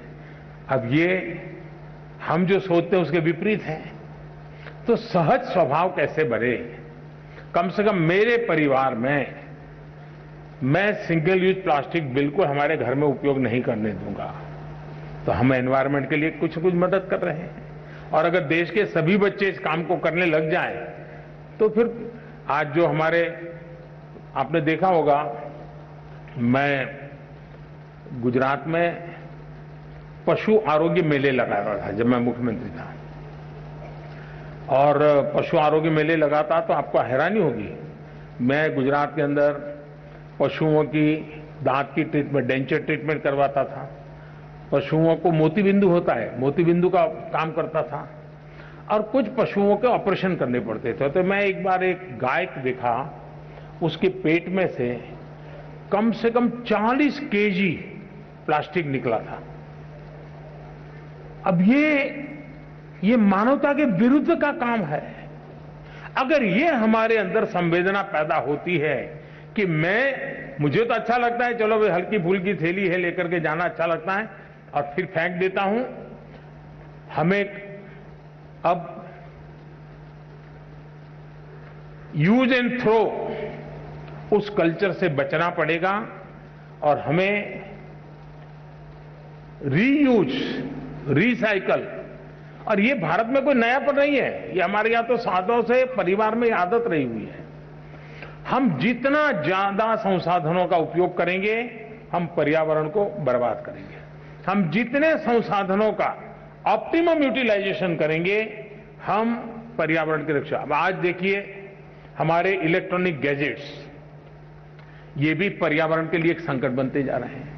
आपने देखा होगा भारत सरकार ने अभी स्क्रैप पॉलिसी निकाली हुई ताकि जो पुरानी गाड़ियां हैं जो प्रदूषण पैदा करती है उनको खत्म करो, उसमें से भी कुछ कमाई करो और नई गाड़ी लाओ। उस दिशा में एक बहुत बड़ी मात्रा में काम चलने वाला है। उसी प्रकार से हम जानते हैं पानी का क्या महत्व है, पौधे का क्या महत्व है, प्रकृति का क्या महत्व है, हम उसके प्रति सेंसिटिव है क्या, और ये सहज स्वभाव बनाना चाहिए। अगर ये स्वभाव बनना है, आपने देखा होगा COP26 में मैंने एक विषय रखा था, यूके में कॉन्फ्रेंस हुई थी दुनिया की, और मैंने कहा था उसमें कि लाइफस्टाइल इज ए प्रॉब्लम। हमारी जो लाइफस्टाइल है, और इसलिए कहा कि एक मिशन लाइफ की आवश्यकता है, और मैंने मिशन लाइफ के लिए वहां शब्द तय किया था कि lifestyle for environment, life LIFE। मैं समझता हूं कि हम भी अपने जीवन में, बहुत छोटी आयु है, 4 मंजिला मकान है और हम भी लिफ्ट में जाते हैं, अरे हम कोशिश करें हम चढ़ जाएंगे, क्या है, तो हमारा हेल्थ भी को भी फायदा होगा, हम एनवायरमेंट को मदद करेंगे। छोटी छोटी चीजें हम अपने जीवन में लाएंगे, और इसलिए मैंने कहा था कि हमें दुनिया में P3 मूवमेंट चलाने की जरूरत है, pro planet people, pro planet people. ये P3 मूवमेंट,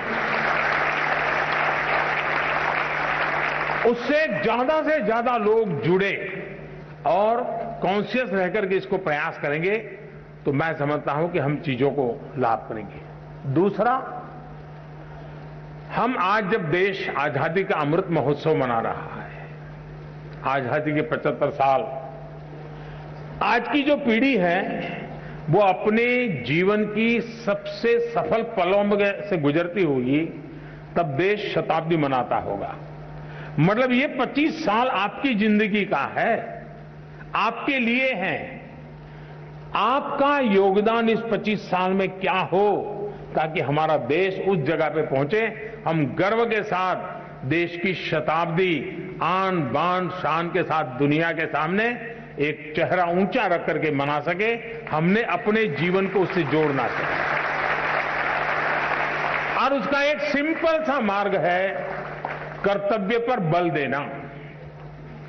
अगर मैं मेरे कर्तव्यों का पालन करता हूं, मतलब कि मैं किसी के अधिकार की रक्षा करता हूं, फिर कभी उसको अधिकार के लिए मांग करने के लिए निकलना ही नहीं पड़ेगा। आज समस्या ये है कि हम कर्तव्यों का पालन नहीं करते हैं, इसलिए अधिकार के लिए उसको लड़ना पड़ता है।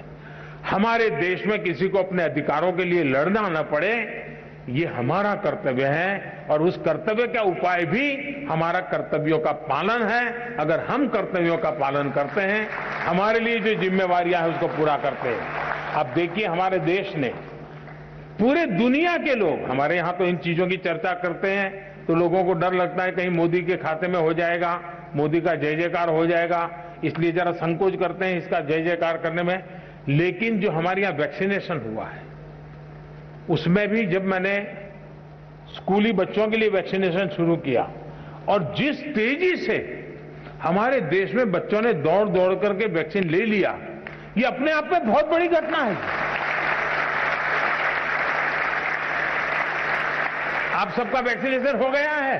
हाथ ऊपर करिए, हाथ ऊपर करिए। सबका वैक्सीनेशन हो गया है?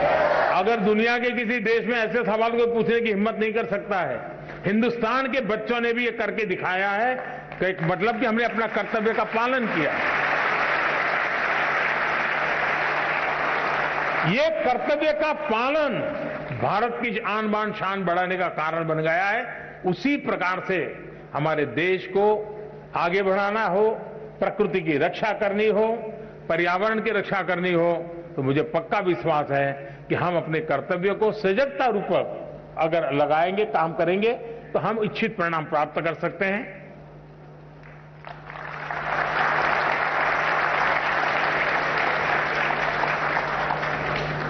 प्रधानमंत्री जी द्वारा परीक्षा पे चर्चा 2022 ने हमारे जैसे करोड़ों बच्चों, शिक्षकों, अभिभावकों की बेचैनी को उत्साह, उमंग एवं सफलता की ललक में बदल दिया। हम कृतज्ञ हैं माननीय प्रधानमंत्री जी, आपके स्वर्णिम उद्बोधन के लिए हम अत्यंत आभारी हैं।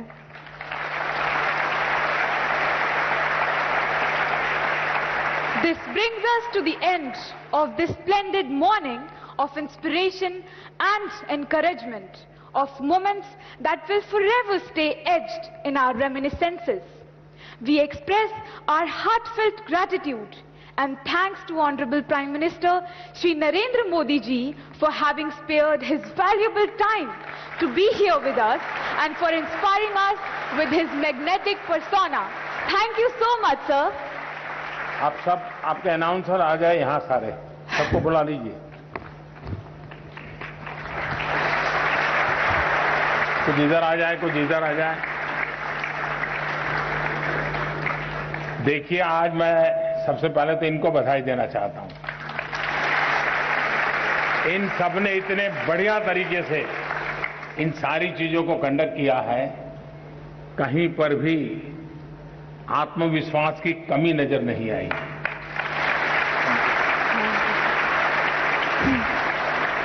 आपने भी बारीकी से ऑब्जर्व किया होगा, मैं बराबर ऑब्जर्व करता था। ऐसा सामर्थ्य यहां बैठे हुए हर एक में होगा, जो टीवी पर देखते होंगे उनमें भी होगा, और जो नहीं देखते होंगे उनमें भी होगा।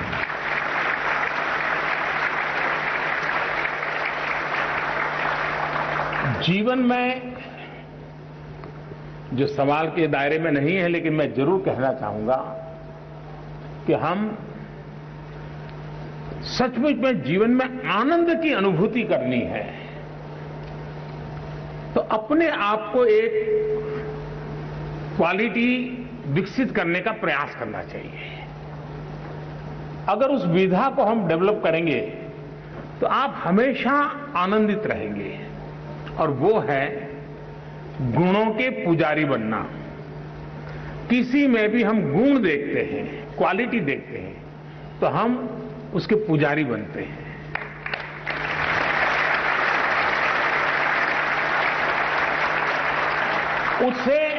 उसको तो ताकत मिलती है, हमें ताकत मिलती है, हमारा स्वभाव बन जाता है कि जहां भी देखें अच्छी चीजों को ऑब्जर्व करें, कैसे अच्छा है वो ऑब्जर्व करें, उसको हम स्वीकार करने का प्रयास करें, खुद को उसमें ढालने का प्रयास करें, इनोवेट करने का प्रयास करें, जोड़ने का प्रयास करें।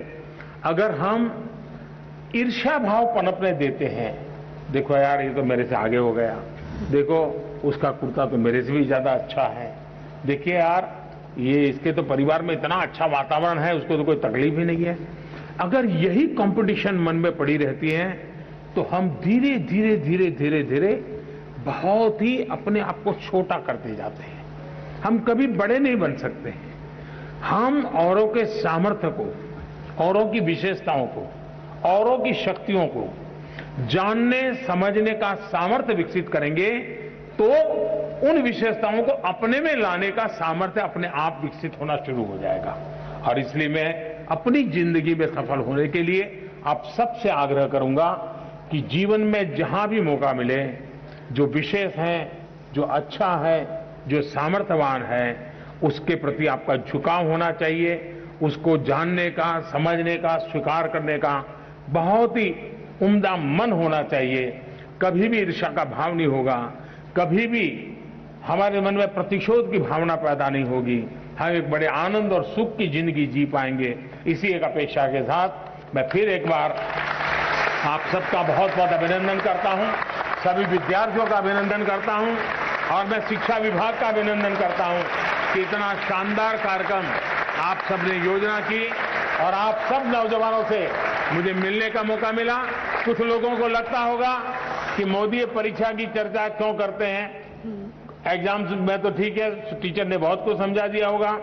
आपका लाभ होता है कि नहीं होता है मुझे मालूम नहीं है, मेरा लाभ होता है। मेरा लाभ ये होता है कि जब मैं आपके बीच में आता हूं तो मैं 50 साल छोटा हो जाता हूं और मैं अपने आप को आपकी उम्र से कुछ सीख करके ग्रो करने की कोशिश करता हूं।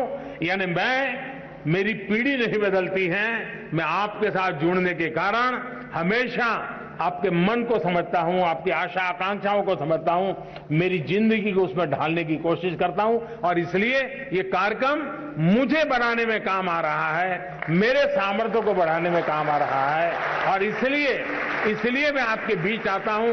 मुझे आज अपने को ढालने के लिए, अपने को घड़ने के लिए, खुद को कुछ सीखने के लिए आप सबने समय दिया, इसलिए मैं आपका आभारी हूं। बहुत बहुत धन्यवाद। क्या नाम आपका? सिंह राठौर। कहां से हो? सब बरेली। जिया श्रीवास्तव सर। जिया श्रीवास्तव। देवांग ब्रिजवासी। कहां से हो? नैनीताल, जीएनवी नैनीताल। पद्मा कहां से हो? ले लद्दाख। सृजन वर्मा सर, गया बिहार। चलिए, बहुत आनंद। धन्यवाद सर। धन्यवाद sir. Thank you sir. These moments will remain forever etched in the hearts and minds of the students present here. माननीय प्रधानमंत्री श्री नरेंद्र मोदी जी ने देश और विदेश के बच्चों के साथ एक इनफॉर्मल इंटरैक्टिव सेशन में परीक्षा पर चर्चा की। क्लास के इम्तिहान और जीवन के इम्तिहान की तैयारी कैसे करनी चाहिए और उनका सामना कैसे करना चाहिए, ये हमें समझाया। पर्यावरण और जल संरक्षण पर ध्यान विशेष तौर पर देना चाहिए और अपने कर्तव्यों का पालन सजग होकर करना चाहिए, ये उनका संदेश था। बच्चों के लिए ये पल कभी न भूलने वाले हैं।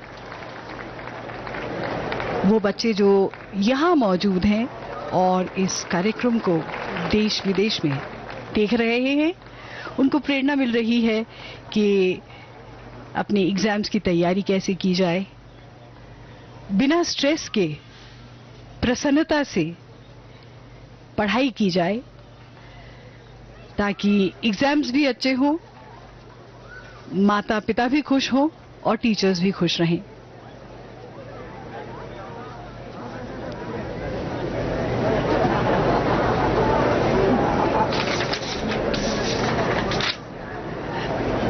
This is young Vaibhav Kanojia of Kendriya Vidyalaya Janakpuri, who asked his questions looking for motivation from the Honorable Prime Minister.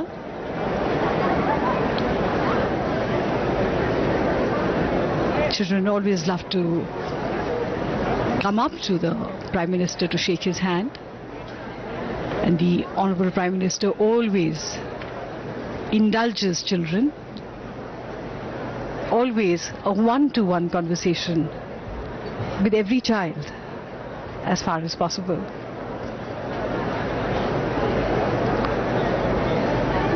Children of special talent, special abilities, children of India who want to excel with the inspiration of the Honorable Prime Minister for themselves and for the country. प्रधानमंत्री जी ने बच्चों को कहा कि अपने आप को पहचानना चाहिए, सेल्फ असेसमेंट करनी चाहिए और उस पहचान से अपनी दुनिया में पहचान बनानी चाहिए। बच्चों की आंखों में चमक से यूं लगता है कि प्रधानमंत्री जी का जो मैसेज है, जो संदेश है, उन तक पहुंचा है और एक नई ऊर्जा मानो यहाँ पर लहरा गई हो, बच्चों को एक नई उम्मीद मिली हो।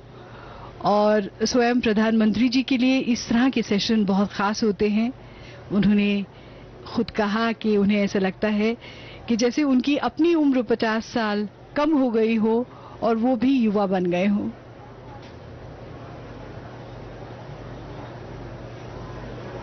The youth, the energy, the enthusiasm of students, of the children of India is always so inspiring. माननीय प्रधानमंत्री जी का तालकटोरा इंडोर स्टेडियम से प्रस्थान हुआ और इसके साथ हम भी विदा लेते हैं। हमारी पूरी टीम की ओर से नमस्कार।